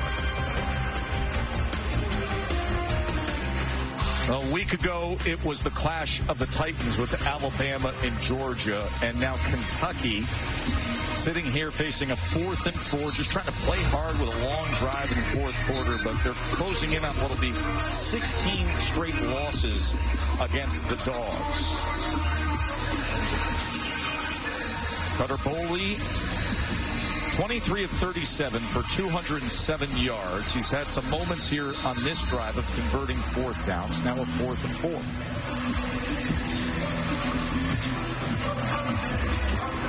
They've got the true freshman receiver here, 22 in the backfield, now isolated at the top of the screen. He's been making all the big plays on this drive.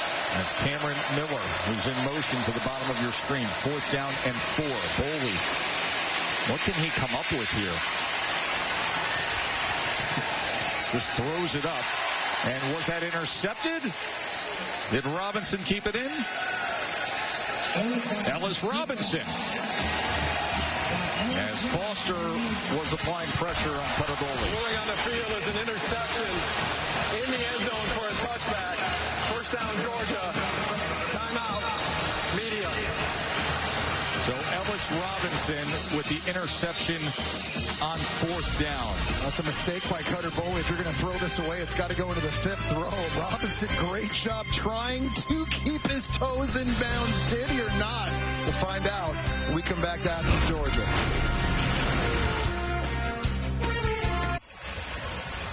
Progressive pylon cam showing us that interception by Ellis Robinson on what was 4th down for Kentucky. Yeah, amazing body control and awareness, dragging the toes. That would have been good on Sundays, I think, for inbound. It's the 2nd pick of the year.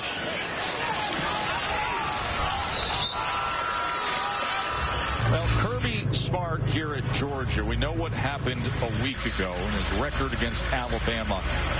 1-7, but it's against everybody else that they are just dominating. 107-13 for Kirby against all other schools. Of course, 3 SEC championships, 2 national championships, and we had a discussion with Kirby about the new landscape of college football and the realities of it. And he's like, listen, you want to get hot and you want to stay healthy. Obviously, with the new college football playoff, that can be the formula late in the season. Well, you got to stay healthy because you can't stockpile talent anymore the way that you used to with NIL and the portal. A lot of really good high school recruits that aren't getting any playing time are just transferring, and they're transferring somewhere else. And so that's why that formula is a little bit different now. You know, it's amazing. amazing. The standard that's now been set for Georgia here, winning those back-to-back national championships, was kind of become national championship or bust. I've spoken to Georgia fans. We were talking about last year. Right.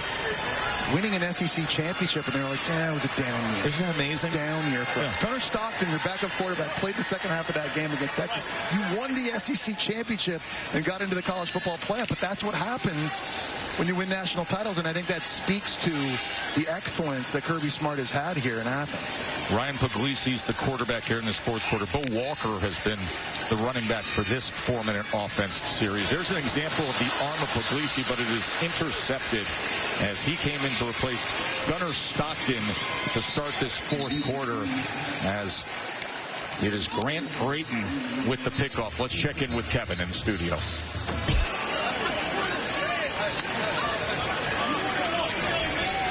And of course, we're going to be locking in to view so much college football for the rest of the day. Alabama and Vanderbilt, Texas and Florida. We didn't touch on that much today as Kentucky takes over. Boley on first down. It's going to go to the end zone. And it is incomplete. Quick read on Texas in Gainesville. Well, I'm interested to see Arch Manning in this game. And this is easily the best defense that he's faced since Ohio State. He's going to be going into a brutal environment in the swamp where it's going to be very, very loud with a very good defensive line and pass rush. And I think, people are interested to see if Arch Manning can deliver for that offense in that kind of environment. Jordan Thomas, defensive lineman, is down on the field for Georgia. Here is the matchup of quarterbacks on ESPN. Yeah, and obviously, Arch Manning has, statted it up recently against lesser competition, but the guy he's going against, a Texas native, DJ Lagway, has also really struggled this season with his decision-making as well. He's trying to bounce back from a multiple interception game against LSU, and so two guys, I think, with lots to prove. Two young, really talented quarterbacks here in the SEC. The game that obviously means a lot for both of them, I think, to prove a lot of things, and it's going to be a fun one to watch. Of course, Miami and Florida State coming your way later tonight right here on ABC. Carson Beck, 7 touchdown passes, as Miami's up to number 3 in the country with their 4-0 start.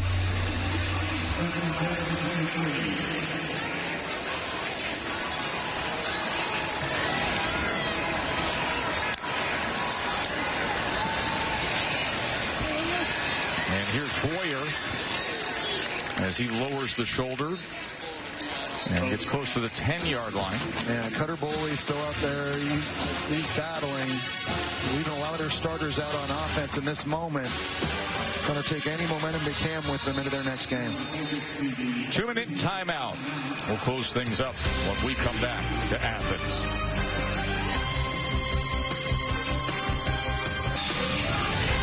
So Georgia's homecoming day record is now going to be 83-18-2. But the big winners today, Jesse Palmer, Jacob and Katie. Yeah, congratulations to Jacob and Katie. They look absolutely fantastic. We got to worry about this right here. The crown, not total stability. Yeah, right. Nope. Just okay. Yeah, you got it stabilized.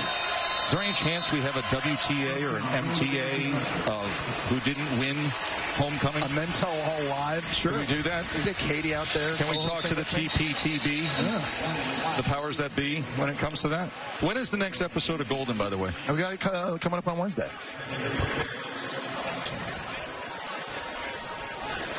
The flag is down here.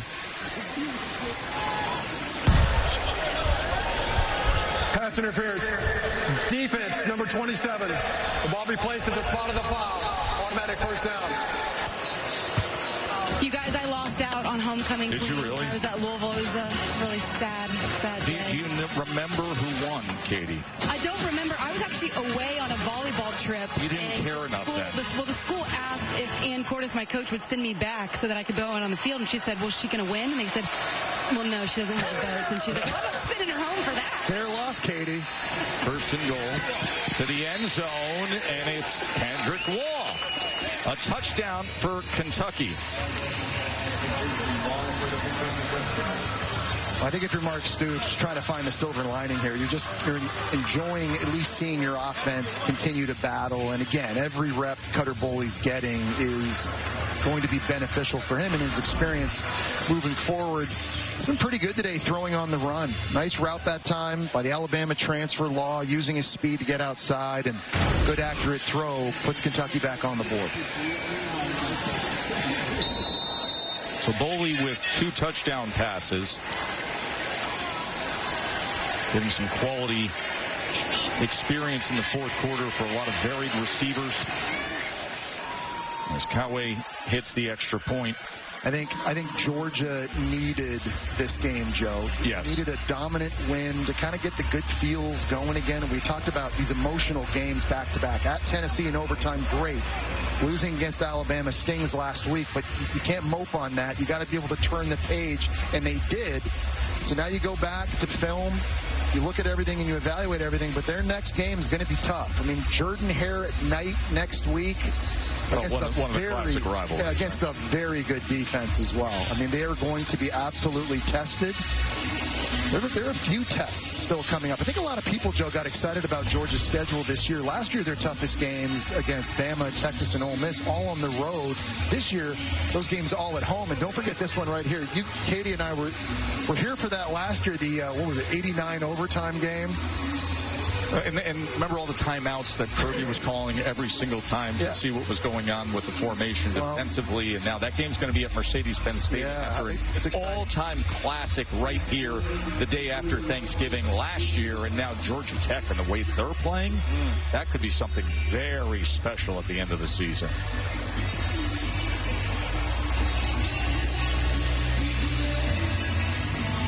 A couple weeks away from Georgia against Ole Miss.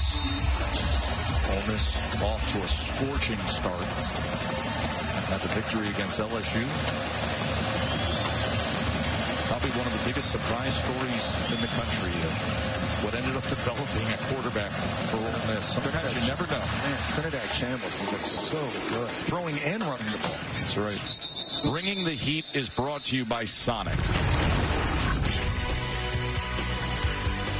Well, for Georgia, we've kind of seen a lot of it here. 3rd and 3, we said that Gunnar Stockton had to be more aggressive, had to take more shots. Good job freezing the safety in the middle. And what a catch by Dylan Bell down low. They've run the ball well, too, but we've seen Gunnar Stockton get off here on the first drive of the game on a big 3rd down.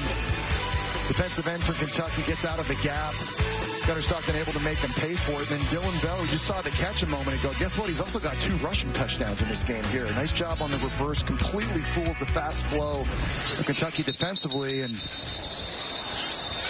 you've got to be happy, I think, if you're offensive coordinator Mike Bobo. Before the snap, false start. Offense, number 64. 5-yard penalty. First down. Please reset the game clock to 1 minute, 51 seconds.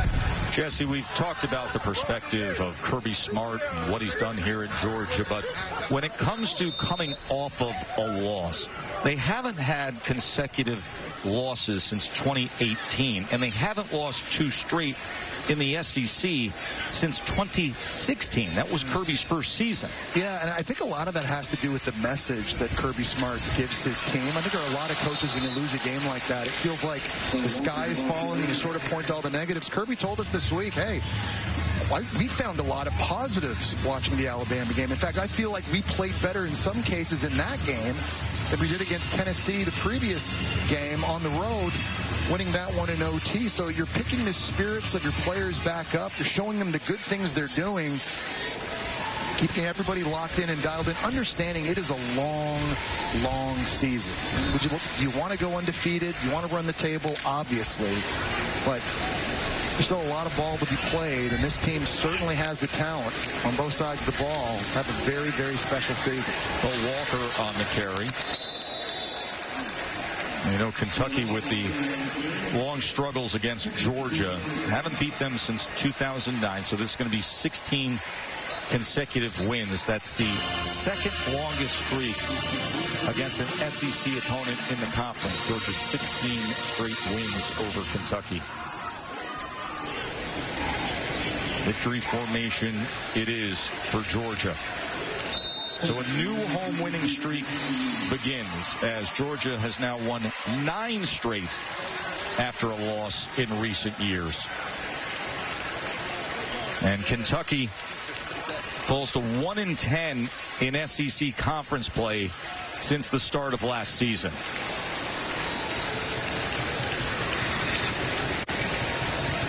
"44 straight wins against an unranked opponent." We described this earlier as a reset back to winning ways after that clash with Alabama. Yeah, they needed it bad physically, I think, and emotionally and mentally. They will get this win today. Now you got to turn the page, get ready for a big challenge next week at night versus Jordan Hare. Nice moment there between Kirby Smart and Mark Stoops, 2 really good buddies. They coach against each other every year. We're going to miss this rivalry game next year. They're taking it off the schedule. Everything is changing, obviously. It's a new scheduling in the SEC. It's like 1955, so go ahead while you have it. See you again in a couple years. Gunnar Stockton with a touchdown pass with 2 rushing touchdowns, and 35-14 is the final score. Coming up next, it's going to be Vandy and Alabama. For Katie and Jesse, I'm Joe Tessitore. Enjoy the rest of a great day of football as we get you back to the College Football Scoreboard Studio with Kevin and Booger. Gentlemen, take it away. Good to be with you again.